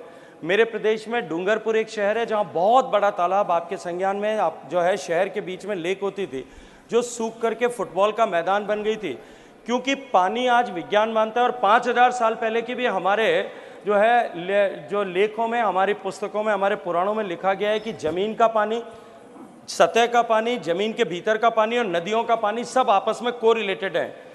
तो वहाँ पानी, क्योंकि जमीन का पानी विड्रॉल ज़्यादा हो रहा था, इसलिए वहाँ की लेक सूख गई थी। वहाँ के स्थानीय नगर पालिका ने यह तय किया और तय करके हर एक घर की छत के ऊपर होने वाले रेन वाटर को डायरेक्टली ड्राइड अप हैंडपंप्स के साथ में जोड़ा, एक छोटा सा फिल्टर लगा करके। और जब उस पर काम करना प्रारंभ किया तो वहाँ का ग्राउंड वाटर रिचार्ज हुआ, और ग्राउंड वाटर रिचार्ज हुआ, उसका परिणाम ये हुआ कि आज उस लेक में जो है बढ़िया नौकायन किया जा सकता है। इस तरह के इनिशिएटिव्स अगर सब राज्यों में, सभी शहरों में लिए जाएं तो उसके सकारात्मक परिणाम हो सकते हैं। लेकिन इसके साथ इसमें मैं एक कॉशन भी रखना चाहता हूं कि ग्राउंड वाटर रिचार्ज एक्टिविटीज़ के साथ में सेफ्टी को भी सब लोगों को ध्यान में रखने की आवश्यकता हो, ताकि सेफ ग्राउंड वाटर रिचार्ज हो। हम एक्विफर्स को इस जल्दबाजी में कहीं कंटामिनेट न करें, लेकिन निश्चित रूप से इस दिशा में अगर समन्वित प्रयास होते हैं तो हम एक बहुत बेहतर भविष्य इसमें देख सकते हैं। क्वेश्चन नंबर 4, श्री पवित्र margherita. Honorable Minister. Statement is laid on the table of the House. Supplementary 1, Shri Pavitra Margeta. Yes, sir. My first supplementary is that the state of Assam has been producing oil for the last century. And now my question is that how the people of Assam, the state of Assam, are getting benefit resulting from the oil production in the state of Assam along with the CSR activities in our state. Honorable Minister. Sir, I'm particularly pleased that the honourable member has asked this question about the history of oil exploration in the state of Assam and its current state. I'm happy, sir, because Assam is the state where all this began. In fact, sir, it was in the year 1886 that the first oil well was dug at a place called Digboy. And sir, the name Digboy is also very interesting because, as you will recall, sir, 1886, we were under the domination, governance of an alien dispensation, and it was the white master who was shouting, "Dig, boy." So from that Dig Boy came the Digboy oil wells, 1886, 1889. Sir, the first commercial scale oil well was produced and oil extracted. I think it was 200 or 20,000 gallons per day at Digboy, 1889, sir. And in 1901, the first refinery in Asia, not in India, but in Asia, came up in Digboy, sir. So I'm very happy, sir, because today we've come a long distance from there. Today, the state of Assam produces 4.2 million metric tons of crude oil, which accounts for something like 14.38% of the total crude oil produced in the country. Equally, the state of Assam produces 3.6 BCM, billion cubic meters of natural gas, which accounts for 10.43% of the country's natural gas production. Sir, it is axiomatic that whenever oil is stuck in any state, both the state government, the state revenues, the people of the state benefit from it, and equally the country as a whole benefits from it. Oil and natural gas and other forms of energy which we are producing, biofuels, compressed biogas, soon green hydrogen, they will all contribute to enhancing our energy mix and to save precious amounts of foreign exchange on account of importation. On the crude oil front, sir, we are, because the economy is booming, is growing. Last quarter, sir, 7.6%. Overall, everybody estimates we'll have a rate of growth of over 6.5%. We still import 85% of our crude oil and, sir, about 50% of our gas. The state of Assam, sir, in the year 2019 to 20 and 2022 to 23, the state government's revenues from the production of natural gas, and every state government gets revenues from energy production, it was 9,291.17 crores for the revenues which accrued from the production of crude oil, sir, and 851.28 crore respectively, sir, from natural gas. Sir, these are the revenues which came on account of the royalties that the state government got. But, sir, there are other attendant benefits which also accrue. For instance, there is economic activity, both direct, indirect employment creation. There are thousands of local people get jobs. Sir, and I've been Minister for Oil and Petroleum and Natural Gas only for 2.5 years or so. I can say that different states would like now to enter the energy ecosystem because there is revenue for the state, there is employment for the people, etc. Sir, I think the honourable member also asked about the CSR which accrues from this kind of activity. Sir, I'm going to check the overall figure, but I do remember that recently I was in Assam where I had the privilege of inaugurating a hospital which has been made by CSR funds, Corporate Social Responsibility Funds, by ONGC. This is a hospital in Shivsagar, sir, and it cost 483 crores. Sir, the total amount of CSR activity which has come to the state of Assam from 2014 to 23 as a result of this is 1,600 crores, which has been spent by the oil and gas PSUs on CSR activity. And one hospital alone, which has CT scan, MRI, modular OT facilities, 483 crores. So, but the beauty of it is, this is a hospital situated somewhere, and it will cover a vast catchment area. Large number of other adjoining districts will also benefit from it. So the answer, sir, which I now have, the figure is 1,600 crores for the period between 2014 and 23. We have had in the country 8 governments that didn't have this period also. I was part of one. Second supplementary, Sri Pavitra Margarita. Thank Pradhan Mantri Narendra Modi ji for earmarking and investing more than 40,000 crore rupees in the oil sector in Assam. My question is, second supplementary question to Honorable Ministers, is that what are the major projects are undertaken right at this moment in the state of Assam in the field of oil sector by the PSUs, especially the city gas connection and ethanol production, etc. Honorable Minister. Particularly pleased that the honourable member has chosen to ask this question because particularly after 2014, there has been an acceleration and more so in the last few years of the kind of projects which have been undertaken by the oil and gas PSUs or as OMCs as we call them. Sir, amongst the various major projects with overall project cost, these are about 44,000 crores, as the honourable member says. Out of this, sir, Numaligarh refinery expansion project itself is about 18,968 crores. The Northeast gas grid is 9,265 crores. The Paradeep Numaligarh crude oil pipeline is another 9,058 crores. And the NRLS, that is Numaligarh biorefinery, is another 4,200 crores, sir. Sir, these are the projects which have already been sanctioned and where work is going on. The second component of the question related to ethanol.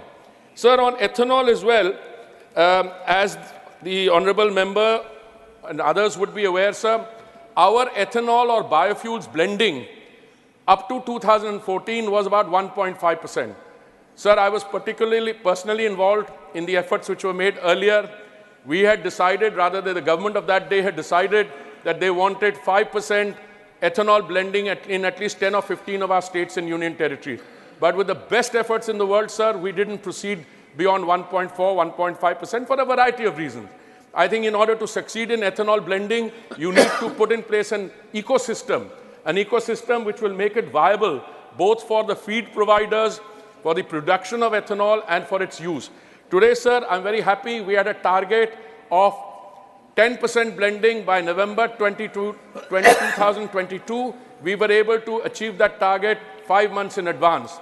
Our second target, sir, was 20% ethanol blending by 2030. The Honorable Prime Minister, because of the success of this and his leading up front, we were able to bring that target of 2030 to 2025.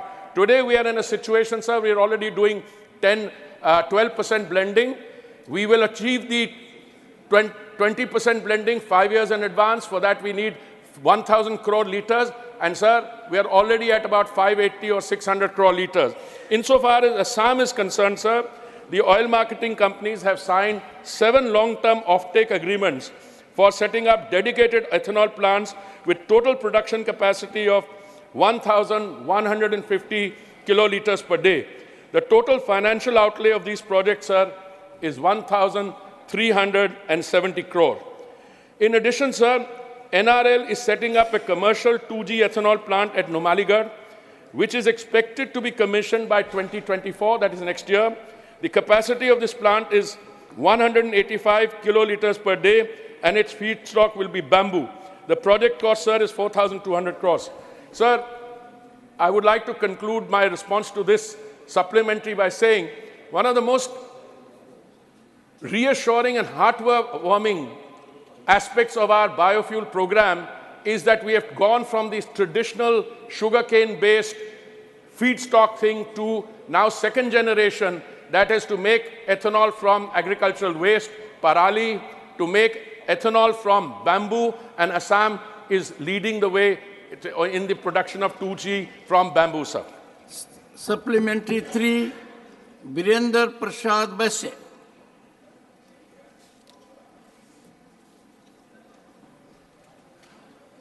Your Thank you, supplementary, Honorable Chairman, sir. Thankful to Honorable Minister to give him the detailed history of Assam oil producing state. Thank you, sir. You are very right. Asia's first refinery was established in Digboi, Assam, and it was built by British rule. Sir, direct question. Sir, Supplementary. I'm coming to the question, sir. Assam is an oil producing state. It is known to you, sir. When British was ruled Assam, India, at that time, Digboi refinery was established, sir. But after long back, sir, when Congress was ruled in our country, to get a refinery in Assam, when India got freedom, we have to fight, we have to come to street, and we got the refinery in Guwahati, a mini refinery whose production capacity only below 1 million tons. But when this Narendra Modi government is coming, this government has taken lots of initiative, and now they have invested more than 80,000 in Numaligarh. Please ask your supplementary. Yes, Numaligarh refinery, 86,000. We are thankful to the Honorable Minister. Sir, by producing oil, Assam is getting royalty from the Union government. India is a oil deficit state, sir. We are importing crude oil from the abroad, sir. Now, I'd like to know from Honorable Minister, is Government of India seriously thinking about the increase of the royalty of crude oil production, which compare with the international? Honorable Minister. Very happy that the honorable member has decided through this supplementary to go deeper into the issue of earnings. And he wants serious response. And I'm going to give him a serious response with serious underlined. With serious underlined. Sir, the earnings of a state come from a variety of aspects of the ecosystem dealing with energy. Royalty is one aspect. Yes, as we increase our capacity, as more oil gets produced, as more oil gets refined, as the refinery expands. By the way, refinery expansion, we have currently 252 million metric tons per annum. We are going to take it up to 400. The Honorable Prime Minister met 450. So when you refine more, you'll get more royalty, without any doubt. But there are other aspects to this earning also. For instance, when we were able to complete 10% of biofuel blending by 2022, 5 months in advance, we were able to save 41,400 crores of rupees from the import bill. That enabled us to give 42,400 to our farmers. When we do 20% blending, it will be even more. Insofar as the state of Assam is concerned, I am not serious. I'm 100% sure that with the efforts which are being made to expand capacity, the efforts which are being made to produce and refine more, we just did an expansion of one of the Honorable Chief Minister tied me down in a public meeting. I agreed. We are expanding that refining capacity. So the more royalty will come definitely. But the issue is, there is more potential, including in other states of the Northeast. In fact, there is one issue between Assam and another state where there are some issues which we need to resolve. I myself feel that perhaps we have not exercised our, within quotes, our margin of persuasion, because oil is something, if you dig it somewhere, somebody, your neighbor may say, कि ये आप तो निकाल रहे हैं oil, तो हमारी field से आ रहा है. We need to resolve these issues. But as I see this issue developing, the developments which have taken place, the expansion, the earlier honorable member also from Assam, he spoke about 44,000 crores, but that is now, even more is going to come, and I can sit down with the honorable member you can, as the representative of the people, tell the state government, I have an excellent rapport with your chief minister, with the other chief ministers. We are all working towards enhancing both the oil production, natural gas production, which will ultimately benefit both the people of the northeastern states and the union. Sir. Fourth supplementary, Kamakhya Prasad Tasa.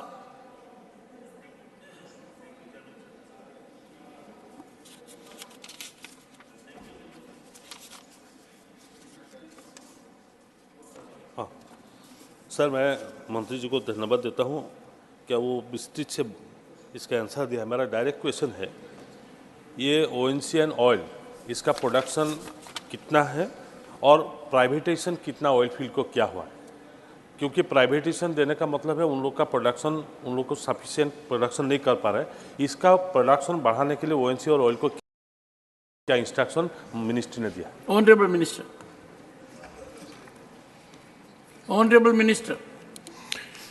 Sir, the petroleum and natural gas sector has the benefit of both the private sector in exploration and production, and it also has the our OMCs, the marketing companies. Sir, how much is produced? I think we already have a in the body of the answer, sir, I have stated that the production of crude oil in India, million metric ton, just now is 29.2 million metric tons. Sir, oil typically, oil and gas, these are capital-intensive sectors which have a large gestation period. Now, very often in the past, and I'm not looking at anyone or pointing fingers at anyone, when crucial decisions on investment could not be taken because there was this counterpoint of view that instead of putting in so much of capital expenditure, you're probably better off importing a cheap oil. Then of late there has been this other narrative, sir, which has emanated from the climate change discussions, the transition to sustainability. Globally, the investment in traditional fossil fuel, the entire system has dropped. But I can assure you, sir, we are doing things differently. There's now a concerted attempt along with the international oil companies with which we have signed the MOUs, our own OMCs, they're all collaborating, and we now have a situation where hopefully this figure of 29.2 million metric tons, I hope that by the time,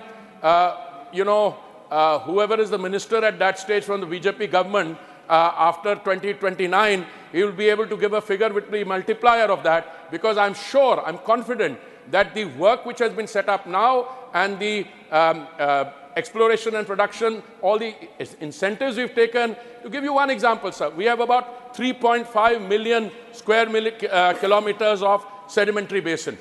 But we never, for some reason I don't understand, we never exploited more than 6 to 7%.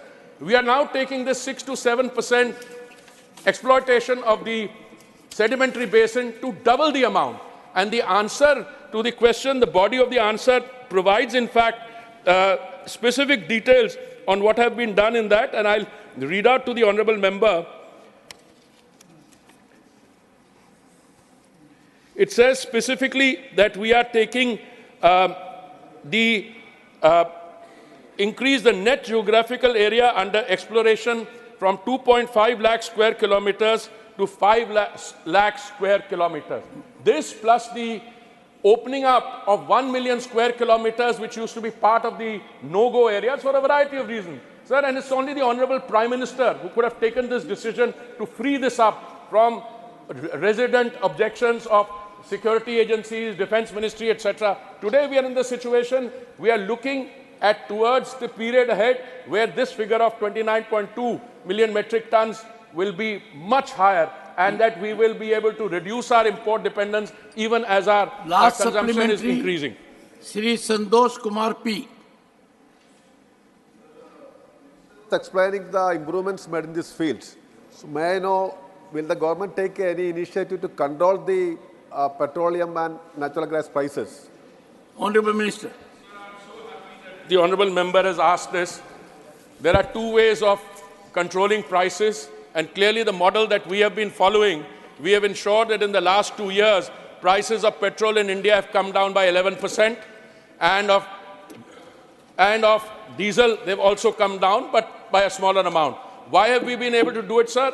Because the central government, because of the initiative and decision of the Prime Minister, we reduced central government excise on 2 occasions, in November 21 and in May 2022, and we brought down the price by 13 and 16 Question rupees. number 5, Mr. Shri Binoy Vishwam. Question number 5. Honorable Member, question number 5. Shri Binoy Vishwam. I raise it. Honorable Minister. Yes, sir. Yes. Honorable Minister. Sir, reply is laid on the table of the House, sir. The House will meet again at 2 p.m. today.